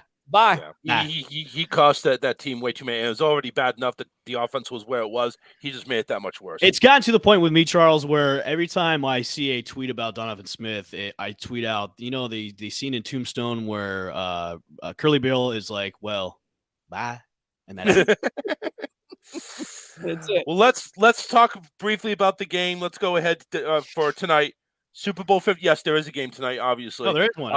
Yeah. You got the fit. What? Oh, there's a game tonight. Yeah, just go on. I'm only watching because of the movie trailers and Rihanna. Well, of course, Rihanna and in the Fast and Furious 25 there. Of course, 10 coming out. They released that and other commercials and everything like that. But there's been no hype. There's 10. There's 10 Fast and Furious movies. Yes. God. This is number 10. The number 11 comes out next year, and then you got the. It doesn't matter if doesn't matter if one of the main characters dies in real life. They come back. Han came back. He just came back. It's all about family. It's all about family. That's it. Anyway, so back in the first hour before you guys jumped on, we were talking about number one, the storyline. Of course, the Kelsey brothers. Actually, the number one storyline is actually 2 African-American quarterbacks playing in the Super Bowl for the first time ever. Do you have anything to add on that? How significant this is? And it does seem like a new breed of quarterback is now taking over. The Lamar Jackson, who pretty much was the scrambler. Now we have and 2 Michael Super Bowl Vick, quarterbacks can do it. Michael Vick was this. Well, Michael Vick was never made it to the Super Bowls. But Michael Vick. Yeah. Lamar hasn't made it to the Super Bowl either, so yeah. But no, what's your thoughts on 2 African-American quarterbacks starting, both with the kind of unique style with the scrambling, the mobility? Is this the quarterback that every team needs now to win a Super Bowl? No, I don't think I think every team needs a scrambling quarterback, because you can also look at teams that haven't made the Super Bowl that had a scrambling quarterback. Most of them don't make it because that scrambling quarterback gets hurt a lot. So, this has to be a topic of conversation for Super Bowl. To me, it's another storyline in the Super Bowl. I think one big storyline could be, hey, Andy Reid is coaching against his former team that dumped him all those years ago. After an 8-8 season, said, "Hey, we're done with you, Andy Reid, and we'll move on with somebody else." I think that should be like one of the biggest storylines is Andy Reid facing his former team. So yeah, and there's been no hype of that all week long. You've heard no stories at all being done about it. I think it's a great accomplishment. At the end of the day, you need there's been a little bit of it's because the Eagles have won a Super Bowl since Andy Reid, so it's like they've already went there. The Chiefs won a Super Bowl with Andy Reid, so it's like I think. Andy Reid has come out and said he would consider retiring too, no matter what happens after the Super Bowl today. Well, so Andy Reid, really? Yeah, this could be significant as well. Yeah, don't you watch the headlines, Charles? No, I have no idea what's going on. No, I'm just on here. I'm just on here clicking buttons. Guys, that could be the reason why Eric Bieniemy has not taken an offensive coordinator job or a head coaching job, because he feels like he could be in line for that head coaching job. And then furthermore, I definitely think you need a mobile quarterback these days, right? I mean, Tom Brady throwing from the pocket, not being mobile, whether that offensive line was good or not, and it wasn't, but you're not able to escape. You're not able to, step up in the pocket. You need that mobile, but you also need a quarterback that's able to throw from the pocket consistently. That's the reason why Patrick Mahomes is still is an MVP this year, and it's the reason why Jalen Hurts is up for MVP. It's the progression. Not only can you make things happen with your feet outside of the pocket, but also stay in the pocket and throw the ball consistently. I agree with you. I think it depends on what system that you're in, and it depends on the team that you're on too. Because you still have those old school coaches that like that stoic Tom Brady-esque, the Phillip Rivers of the world that are behind the pocket and just chuck the ball. Now, of course, if you want to evolve in the game, you really have to have a quarterback that is going to be able to scramble and have the legs on it too. So you want to have that hybrid quarterback, and that's what a lot of teams are looking at now going into the future of the game. Is look, we need to have a quarterback that's able to scramble, be able to make plays on his feet. And that's what you see out of Patrick Mahomes and Jalen Hurts is those guys are at the top of their game when they're doing, especially Patrick Mahomes, man. Look at him. Second MVP. Amazing. And I tell you right now, Aaron Rodgers, is he mobile? He's somewhat mobile. He can scale the pocket. He makes things happen. He can do things outside of the pocket. That's what made him. He's even better. He can maneuver. He can maneuver in the pocket. He's even better when he's on the ayahuasca coming out of those dark dungeons. Well, there you go. I mean, 4 days in a dark house, and you're trying to explain this on the Pat McAfee show, and I'm like, is this foreshadowing of things to come that the guy's going to go to the black hole and the Raiders? No, he's not in the black hole. He's actually suing Pat McAfee now. Oh, so that's another thing. That's Brett Favre. That's Brett Favre. Brett Favre. Oh, it's Brett Favre? They're very similar in their career because very similar. The theme song has been "Should I Stay or Should I Go?" the last couple of years to the Packers and Aaron Rodgers. So we shall see that if the Packers are going to move on and go with the Jordan Love era. Well, I want to bring back here Mike from our, Coach Mike. Had to take a step. Yeah, the man, the grill. How's the grill going, buddy? We waiting on the last few things to come off, and we finished. Nope. We're about 90 minutes away from game time. Perfect a little bit more time. than 90 minutes. Yeah. I can wash up, get the smoke smell off me, and get in the right uniform. I got my cousin over here getting the Blackstone grill, getting ready to go. He's gonna do some magic over here.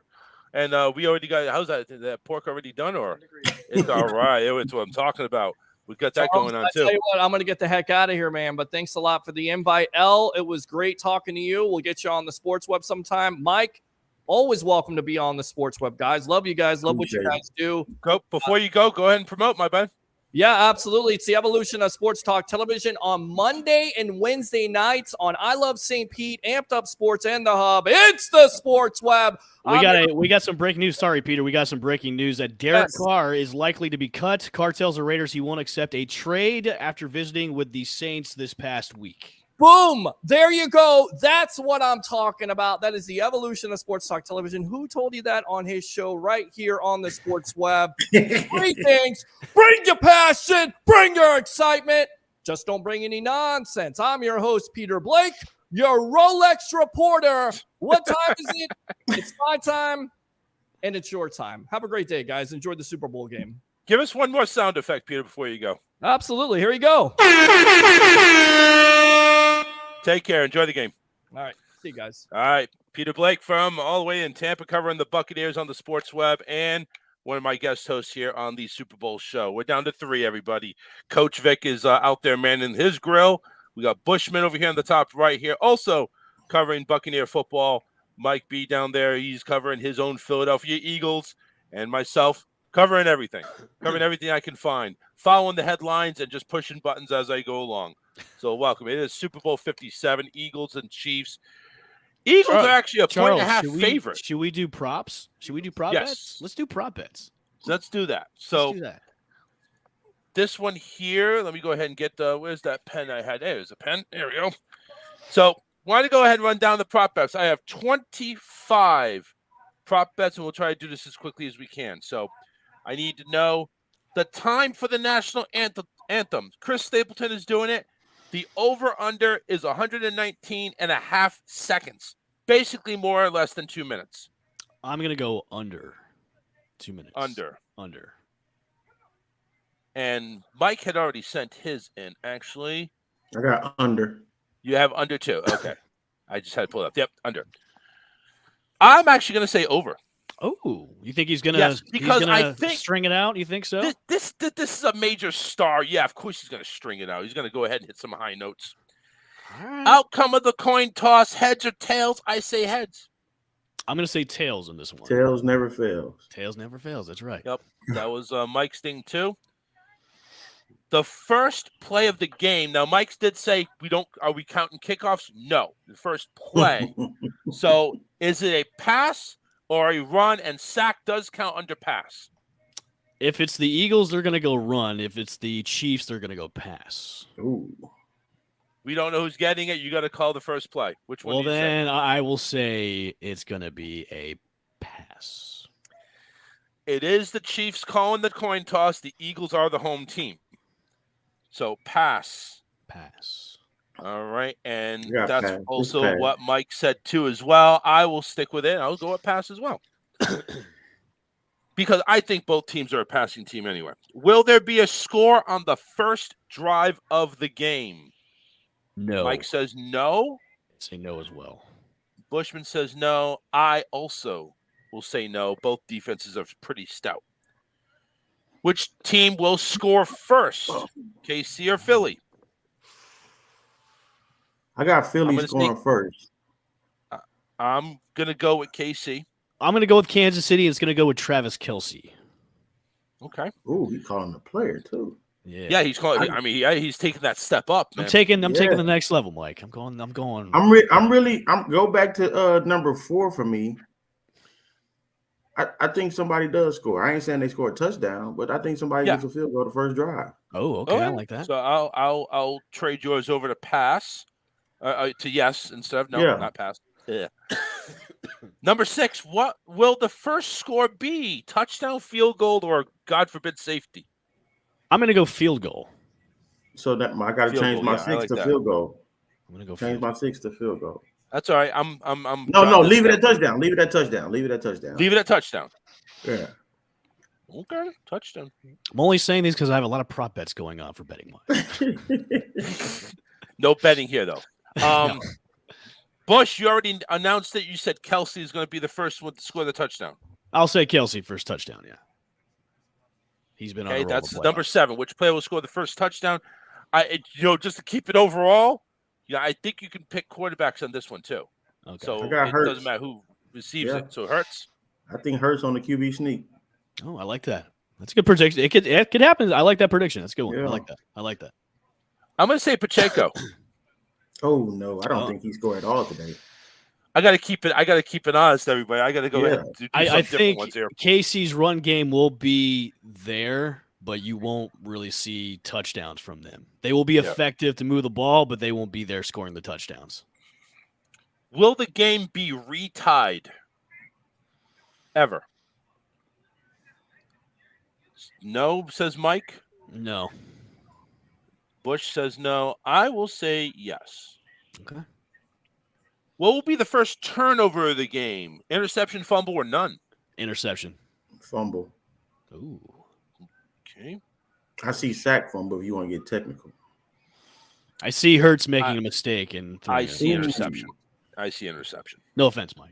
No, none taken. None taken. Will either team score 3 consecutive times in a row? 3 drives in a row? No. Or 3. Okay. Yeah, I'm going to go with that.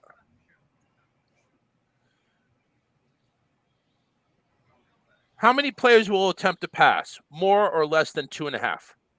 Under. Yeah, under as well. I don't think I don't think Ooh. Some trick plays. I don't know. Plays? I don't. This isn't the Super Bowl with Nick Foles doing the Philly special. I don't see any of that happening. But I can see Andy Reid pulling Kate, trying to. Yeah, against his former team, maybe. I'm still gonna go no. I'm gonna go under. Yeah, but ooh, I'm gonna go no. Will there be a defense or special teams touchdown scored? No. No. I think pretty much everybody's there. Will there be a missed field goal, or extra point? No. Yes. Ooh, Bushman going with the missed option. I think there might be one. I will say no. All right. Which one will be the highest scoring quarter? I will say the fourth. I'll say third. I got third, yeah. Okay. Who will have more passing yards, Mahomes or Hurts? Now, Hurts is getting 45.5 point buffer or yard buffer, excuse me. I'm going to go Mahomes has more passing. I got Mahomes as well. Yeah, I agree. Even with the 45-yard buffer. Even with the 45-yard buffer, yeah. Who will have more yards from scrimmage, Pacheco or Sanders? Sanders. Man, that's a tough one. I got Pacheco. I'll say McKinnon. Ooh. It's only those two. Well, only those two. All right, I'll say Sanders. Because I think McKinnon catch them pass routes and a couple rushing yards. Then I agree with you. That will be question 19. 3 more from down. We'll have McKinnon in there. Yeah. Who has more receiving yards, Kelsey or AJ Brown? Kelsey. Brown. Kelsey. I'm trying not to be biased, but it is what it is. Kelsey gets open. He gets open all the time, no matter what he does, and it's like, okay, Kelsey's open all the time. Well, my thing is, how many times he gonna try to force it to him, and how many times he gonna look away because of that? True. Yeah. And same thing. Double Brown, Juju or Goddard. Which is bad for my 17 pick because you're so worried about him leaves. It's like a catch-22. I think you'll see a lot of. Goddard will have a lot coming his way. Right. Now you got to keep in mind, Mike. You're talking about Hurts not throwing for many yards here, or not throwing as many yards, but yet you have 2 receivers that are going to get more yards than the other team. Yeah, I mean, but like I said, you got McKinnon catching a lot of screens. He's dinking and dunking to the flats, catching those, and I just don't think it's going to be a lot of downfield because I don't think he'll have the time to just get no 20, 30, 40-yard passes. Whereas Hurts going to hit some big ones, he just going to pass more, which converts to more yards. Who's going to have more receptions, McKinnon or Watkins? Watkins. Ah, the screens. Watkins. McKinnon. I'm going to say Watkins too. Be a good storyline, McKinnon or Watkins. Because of everything else, change mine to McKinnon. I got McKinnon for. Okay. Who will have more sacks, Chris Jones or Riddick? Riddick, easy. I'm going to say Jones. Now, I'm going to ask you this, Evan. How many do you think Jones has? Jones will at least have 1. He'll have 1. Riddick has at least 3 then. Ooh. I was going to say Riddick will have at least maybe 1.5, 2. So you're going with Riddick? I'll go with Riddick, yeah. Okay. I know Mahomes is cleared to play, but we don't really know how like healthy that is. And Hurts is more of the mobile quarterback out of the two, so yeah. Okay. We'll wait for Mike here real quick, but the next two kind of go hand in hand. Which team wins, and will they cover the spread? That's pretty much too. The spread's only a 1.5. Okay. So unless it's like 24-23, that team's not covering the spread. That's it. So they have to win by more than a point. I think Mike's answer on the answer of who's going to win. It's Philly. I'm going KC, and I think they cover. Yeah, I was stuck on 22. Like, if I get, so yeah, if you if Philly wins, do they win by more than a point? Yes. Yes. Okay. So I'm going to go with Philly because that's my fingers are crossing on that one. Over or under 50.5 points? I'm going to go under. It's 51 right now, but I'm going to go under. Under. Yeah, I think it's going to be good. What color is the Gatorade that's going to be dumped? Red. Philly green. Yeah, it'll be red for KC, and it'll be green for Eagles. But you're saying red because Kansas City's going to win. Yeah. And green also under yellow and lime.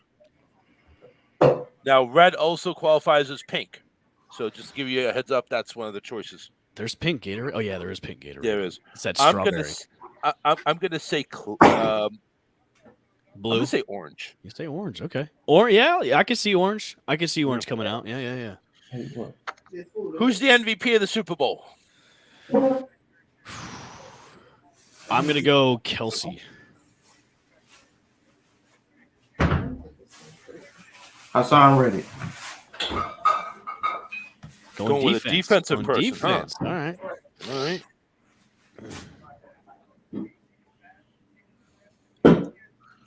I'll say AJ Brown. Okay. That's it. 25 prop bets down.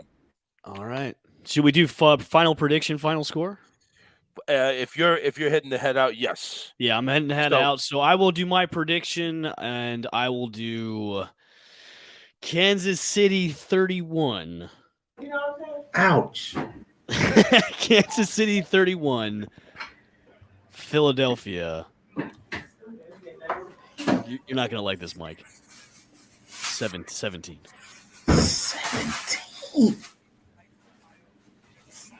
I mean, listen, everybody's going to have their picks. Everybody has their opinions. Yeah.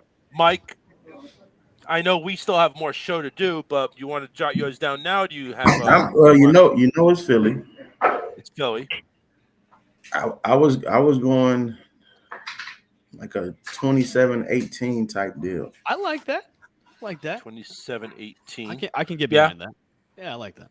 That should have been one of the prop bets. Will be the 2-point conversion. Yeah. Should have been one of them. I just printed it out. I wasn't going too crazy. I'm going to say. Go ahead. I'm going to go ahead and say Philly. It's going to be like 23-20. Ooh, I like that too. All right. Yeah, I think it's going to be low scoring, or lower than the betting line suggests. You're going to go under. I'm going to go under, and I think it's going to be a close game. Yeah. Coach is back in. Coach, how's the grill doing? It's doing, man. Well, fellas, I gotta get out of here. I've gotta go relax and start watching commercials and stuff like that. So, Charles, thanks for having me on the show, man. It's been a while. Do you want to promote anything? I've really got nothing to promote. I'm not doing anything right now. So, all right. You can follow me on Twitter at Bushman on Twitter. That's pretty much it. I've got some stuff cooking, so just look out for that. For right now, you can follow me. You gotta go keep an eye on it so you don't burn. And then for shows wise, I got that stuff as well. But yeah, you can follow me on Twitter at Bushman right now. So all right, sounds good, man. Thanks for joining. And no problem, man. All right, gentlemen, welcome back. It is the original three. So we went ahead and did picks and prop bets, Coach. So since we don't have any other co-hosts or guest co-hosts that are on, did you want to go through them with us? Yeah, let's go. All right. So first question is going to be the national anthem, more or less than 119 and a half seconds. Who's singing it? Chris Stapleton. Who is that? I don't know. He's a country singer. He's a country singer. Yeah. It's gonna be under, because if he's a country singer, he never goes. He ain't gonna outdo it or go outside of what it's supposed to be. What? Okay. Outcome of the coin toss: heads or tails? Heads is Eagles. No. Heads or tails of who gets the coin toss. Kansas City is calling it. They're the visitors. What's the outcome of the coin toss? Heads or tails? The outcome. Eagles pick. No, is it gonna be heads or tails? Heads or tails. That's what I'm saying. It's the coin toss is either gonna be Kansas City side, Eagles side. No. What are you asking? The ref is going to determine which side is head and which side is tails. Yeah, they're going to determine which is heads or tails. We just need those heads or tails. All right, just give me tails. Tails. Okay. Yeah, Woo, that was interesting. And if the Eagles is the tail side, then therefore I was still correct. I said the Eagles. Lord Jesus, can we end the show already? All right. First play of the game. No, we're not counting kickoff returns. Pass or run, and yes, sacks do count as a pass. What is a screen considered? That's a pass. Pass. Because it's a forward pass. But it could be behind the line of scrimmage. Then that's a run. Yeah, pass backwards is a run. Yeah, a pass backwards is a run, but if it's a screen, they're still passing it forward. All right. This is not the XFL where there's multiple forward passes. Hey, so I'm gonna say run because I think the Eagles are gonna throw a screen to AJ Brown and try to get him going early. Okay, so we're doing a run. So Vic's doing a run. Okay. Will there be a score on the first drive of the game? Any score? No. Which team will score first, KC or Philly?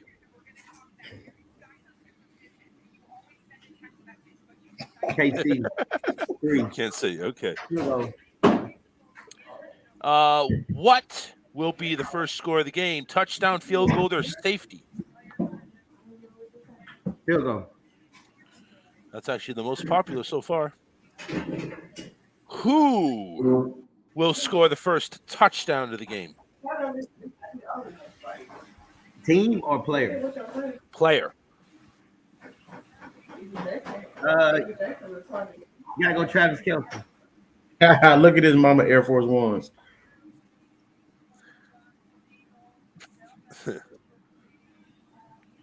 Will the game be tied after the first kickoff? Like 0-0, will it be tied ever again? 3-3, 7-7, stuff like that. Yes. What will be the first turnover of the game? Will there be one at all? No? Or interception or fumble? Interception. Interception. Will either team score 3 consecutive times? No. Will there be anybody else besides quarterbacks throwing a pass? Basically, is there going to be more than 2 people throwing a pass? No.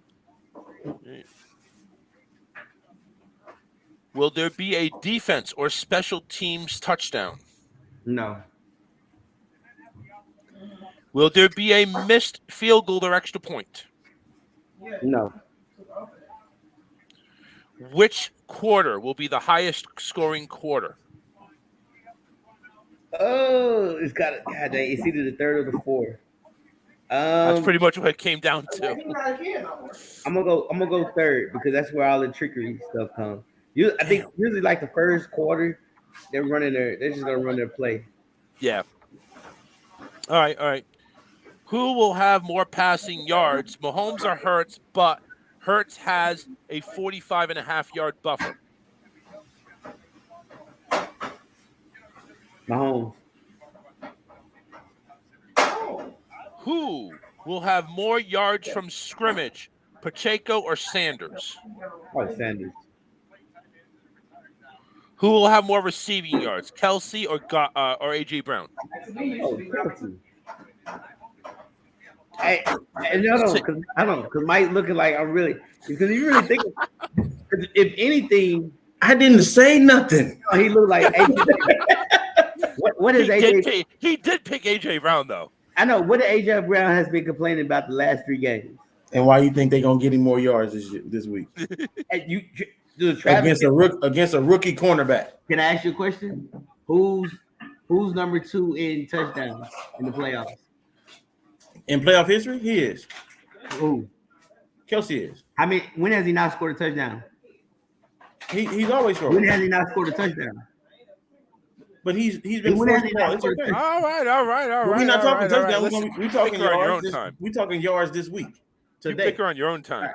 Give me. God. You got Kelsey, right? Yeah. All right. Same question: Juju or Goddard? It's gonna be Goddard.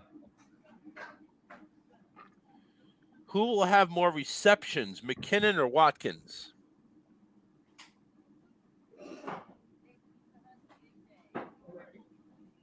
McKinnon. Who will have more sacks, Chris Jones or Reddick? Honestly, I think Chris Jones. Here's why. Mike, what's going on? Here's why. When you really, if we sit here and think about it, what hurts Patrick Mahomes is not the ends, because he dips on them. He does a great job of that. And I think with the Chiefs, they're going to make sure them ends stay inside and make her stay in the pocket. So I think Chris Jones is gonna eat. My opinion. I'm not. Right? I don't know. He probably picked everything Eagles. No, not really. I think he picked most of the things Eagles. That was about it. Actually, I think he did pick Eagles. Yeah. Anyway, moving on. Let's go. Who? So you picked it. So which team will win the game, and will they cover the spread of 1.5? Chiefs. Yes. Will it be more or less than 50.5 points scored? 50.5? Yes. Yes. I think it's gonna be 20 plus. And finally, what color Gatorade will be dumped on the coach? Oh, red. Who is the MVP? Who's the MVP? I gotta pick one. Yes. The quarterback. I'm assuming because they're Kansas City when you're going to pick Mahomes. Oh man, that's that boy. He takes boy. He takes stand up. Oh God. Well, there's our prop bets. Let's talk about the game. We got the Eagles defense is going to be the toughest thing that the Kansas City offense has faced, and they're going to have a lot of pressure. Mahomes' ankle is in question, even though he's gotten a little bit of extra rest on it. So what do the Eagles need to do to win Super Bowl 57? Mike, go ahead. I'm going to start with you first on this one. Don't overthink it. Be consistent with what you're doing and stay focused. That's it. I mean, there's nothing to change. You're going to pick on their secondary rookies. Chris Jones, I don't think it's going to be a big factor like everybody think he's going to be. He'll get somebody beat going across one of those guards. I think that's where he gets a sack. It'll be against the guard. But other than that, he's not going to be a big threat like that. I think a couple times they might even read him, especially when he's at DN. When every time he go to DN, I think he's going to be the read guy. And that's going to put him at a disadvantage because he's never had to do it. So you don't think there's going to be a lot of pressure from Kansas City? No. You said he done it this year? Yeah, he done it before. He did it he did it last year because remember that's where they started him the season. Putting him at end? Yeah. Okay. And that was one of the biggest issues that the complaints about it at one point at the beginning, him not getting to his drop. Okay. Okay. I think that's what they take advantage of. So question to Vic, but this one is because he picked Kansas City. What do the Chiefs need to do to beat the Eagles?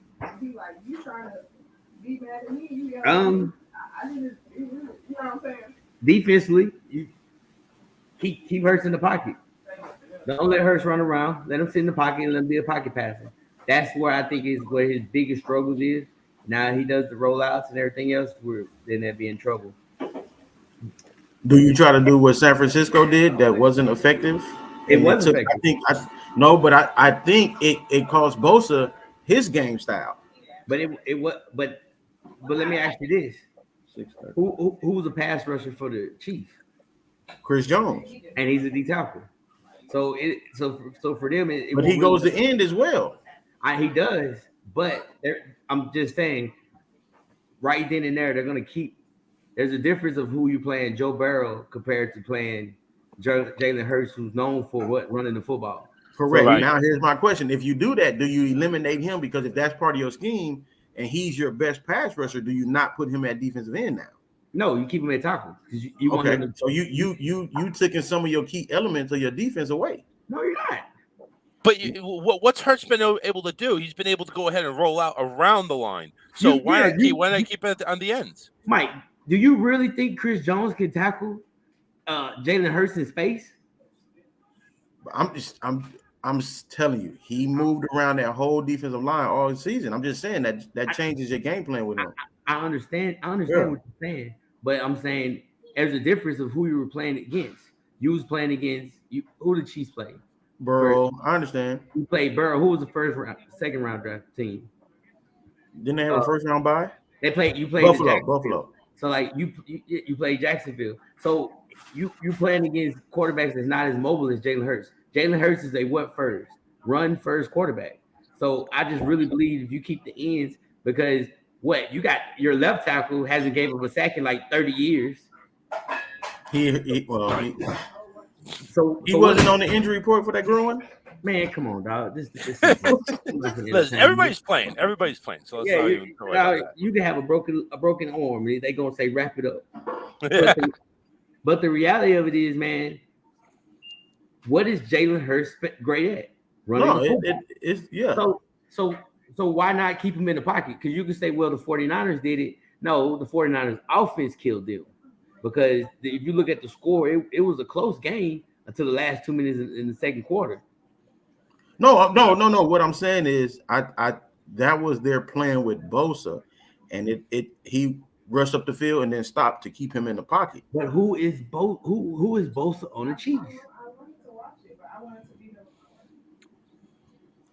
So you just saying anybody? I mean, wouldn't that be Jones though? Wouldn't that be Jones? That's the Chiefs' Bosa. No. Or you saying anybody can do that? Yes, you can put anybody there. Where do you want?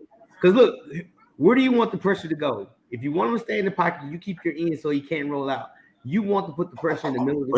But I understand that. But then what hurts you is now we can double team Chris. If you go 1-on-1, I can go 1-on-1 with any other one of your D linemen on my tackles. Right. I can go 1-on-1 now. You can't. You won't have time because you're gonna have that. They're gonna put that Mike linebacker right there in front of that center. Yeah, it's the last man who had a pen. What we talking about right now? I'm with you. But you see what I'm saying? You can put Chris Jones at end. Okay, you put him in the end. Now you can triple team him because you can put the tight end, you can put the left, the tackle, and the running back on him. So and then now you have no pressure. You keep him in the middle. At least I can put that middle linebacker right there, at least 3 or 4 yards right in front of that center. That center try to force a 1-on-1. He can't automatically because Chris is gonna probably be in the 4-eye. Outside, he's gonna be in the 4-eye. He's gonna drive that guard. Yeah. But now, it goes back to who's the next. So now, if I see you up there, I'm gonna make him chase my running back, and I'm motioning him out. We're going to the motion game. Get out of there. So let's close this out. So you're saying, Vic, that Chris Jones is gonna have an impact or no?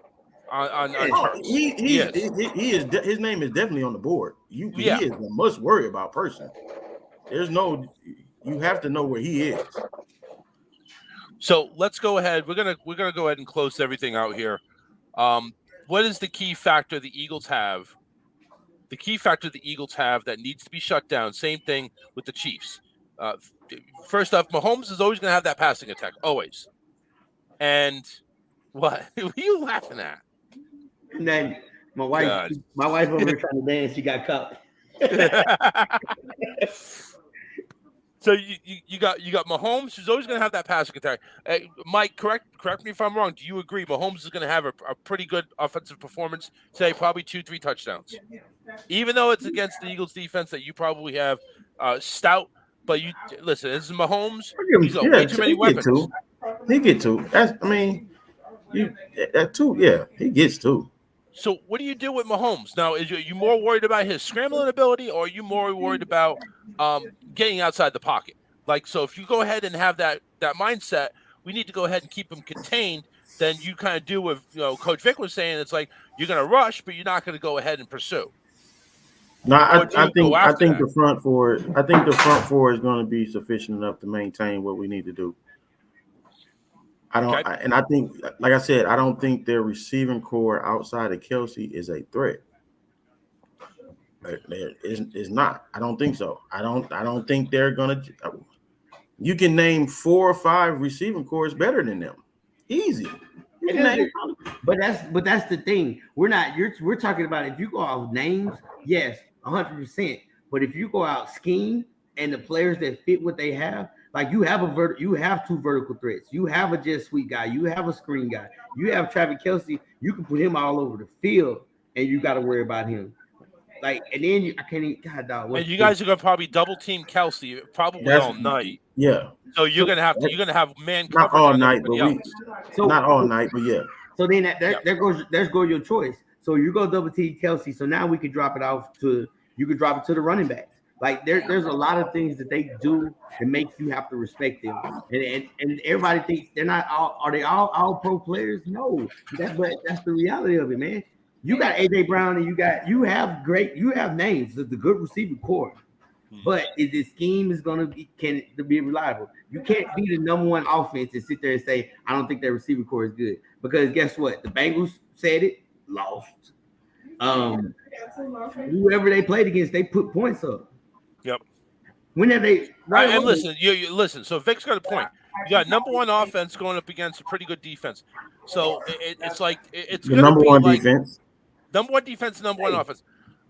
Somebody's going to give. So now the thing is, does Philly have enough offense to overcome anything Kansas City may slip past Philly? And me personally, I don't think so. I think Philly actually gets it done. They'll go ahead and find Mahomes' weak spot, and I think Philly has enough juice and enough options. But let me ask you this, Mike. You said number 1 defense. Name one team this year that matches with the Kansas City Chiefs offense. What are you talking about? All right, so nobody's matched with your number 1 offense, number 1 defense. That's what I'm saying. But who has to even play offensively that was like, oh. Hey, has Kansas City played Philly yet? No. We played San Francisco.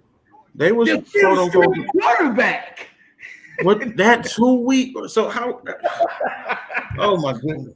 You really said you played San Francisco. You're really gonna go ahead? Are you serious? Y'all played Jacksonville, man.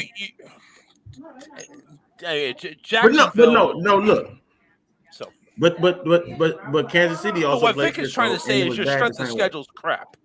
The only comparison is Frisco. Both of them play Frisco. You can't, both of them all I'm saying is you can't sit there and you say they don't have a receiving core when they average at least 20 plus points a game. No. But tell me a defense that they've played against that was just like, ooh. Denver? No. Okay. But same thing, vice versa. Sure. I'm just saying off the top of my head. You can always say the Bills because the Bills always is a top 5 defense. Like there's a lot of teams you can sit there and name. I'm just saying when you say I hate when people say they don't have a receiving core to match our guys. I'm not going to say that. They have a scheme. They have a scheme that can match your guys. Yeah. Because everybody knows Travis Kelce is his guy. But for some reason, Travis Kelce gets open. Why does he get open? Because we move him around. He doesn't just line up at the wide receiver. He goes out. He can line up in the backfield, to be honest with you. That's what I'm saying. They do a great job. Now, the issue on the other hand is the Eagles. You don't utilize all your guys like you should. But that's a whole other story because I'll be texting you at 5:35. Okay. I'm telling you, the answer to the question, the problem is going to be Kansas City secondary. Okay. And I kind of agree with that. You're saying you got rookies that are going to be facing the spotlight for the first time. So it's like everybody's going to get those butterflies in them, and that could cost it, especially if it's early. Now I'm not saying it's going to happen. Eyes caught in the backfield. But yeah, they're going to develop some traits, some tendencies. I'm sure there's film on them, plenty of film that by the second, third quarter, either Philadelphia is going to exploit or they're not going to win. I think it's more so. I think it's more so the Eagles in general, because who other than Fletcher Clark has won a Super Bowl? Nobody on the staff. At least I think isn't there like 7 people? Isn't there Kelce, Lane Johnson? Yeah. What are you talking about? There's like 7 people on the Eagles team from the last time in 52. No, I'm saying, you look at the Kansas City majority, all of them, except we keep saying it, the rookie. Man, these guys they go. AJ Brown is not Jamar Chase. Look, they've seen Chase twice. But y'all also had Cincinnati also had a depleted O-line. Hey, AJ Brown is not Chase. They also had a depleted I cannot O-line. believe what I'm hearing. I cannot believe what I'm hearing. O-line, not a scrambling quarterback. So you got a stout line and a quarterback that can scramble. They had 3 reserve players starting. Coach, get back here. Get back here. We gotta get out. We gotta get out. Get back here. Coach, get over here. Oh my God. No, get over here. Oh man! Don't be a wuss. Get over here. No, we listen. We're gonna close this out because I'll be honest with you. I love the network we're on, and I'll go ahead and tweet you about a little bit about that later on. But we want to close everything out. I want to give thanks to Bushman, Peter Blake, Jonathan Mathis, Mike from Chicago, all of them chipping in here. We appreciate it all. Everybody was so fantastic, and we thank you very much. Any closing words on this? We're going to go ahead and head out of here. I'm going to enjoy the last hour with my family and get this game going. Nah, man, just enjoy your family, man. Enjoy the Super Bowl. Have a great. It's going to be a great game. East Texas boys, stand up. Yeah, I'm going to say it again. East Texas boys, stand up. Let's go. All right, Mike. Last man, call. It's a pleasure working with y'all. Always. Super Bowl champs. I said it day one. Jalen Hurts gets it done. Celebrate with me. 5:30. Yes, I'm waiting on the text before it happened from you. I don't know what he's doing. He's probably getting the text ready for you. I don't know. But listen, this is the Touchdown Crew. This is our Super Bowl show special. XFL is happening on Saturday. We'll recap all that, preview everything, and of course get the recap of the Super Bowl and the Eagles' victory. I mean, whoever wins. So, and I know Mike will be wearing bells if that's the case. So, you guys take care. Enjoy the show and have a good one. We're out of here. Whole sports all plays. Yeah. Whole sports all plays. Whole sports all plays. 365, we making a plays. You talking the game, get you through the days. We're high in the court, the dime in the lane. Variety topics, living the same. All presentation, sports information. In the airways, taking the nation. All sport, all plays, like working your faces. Grace at the field, so tie the laces. Whole sports all plays.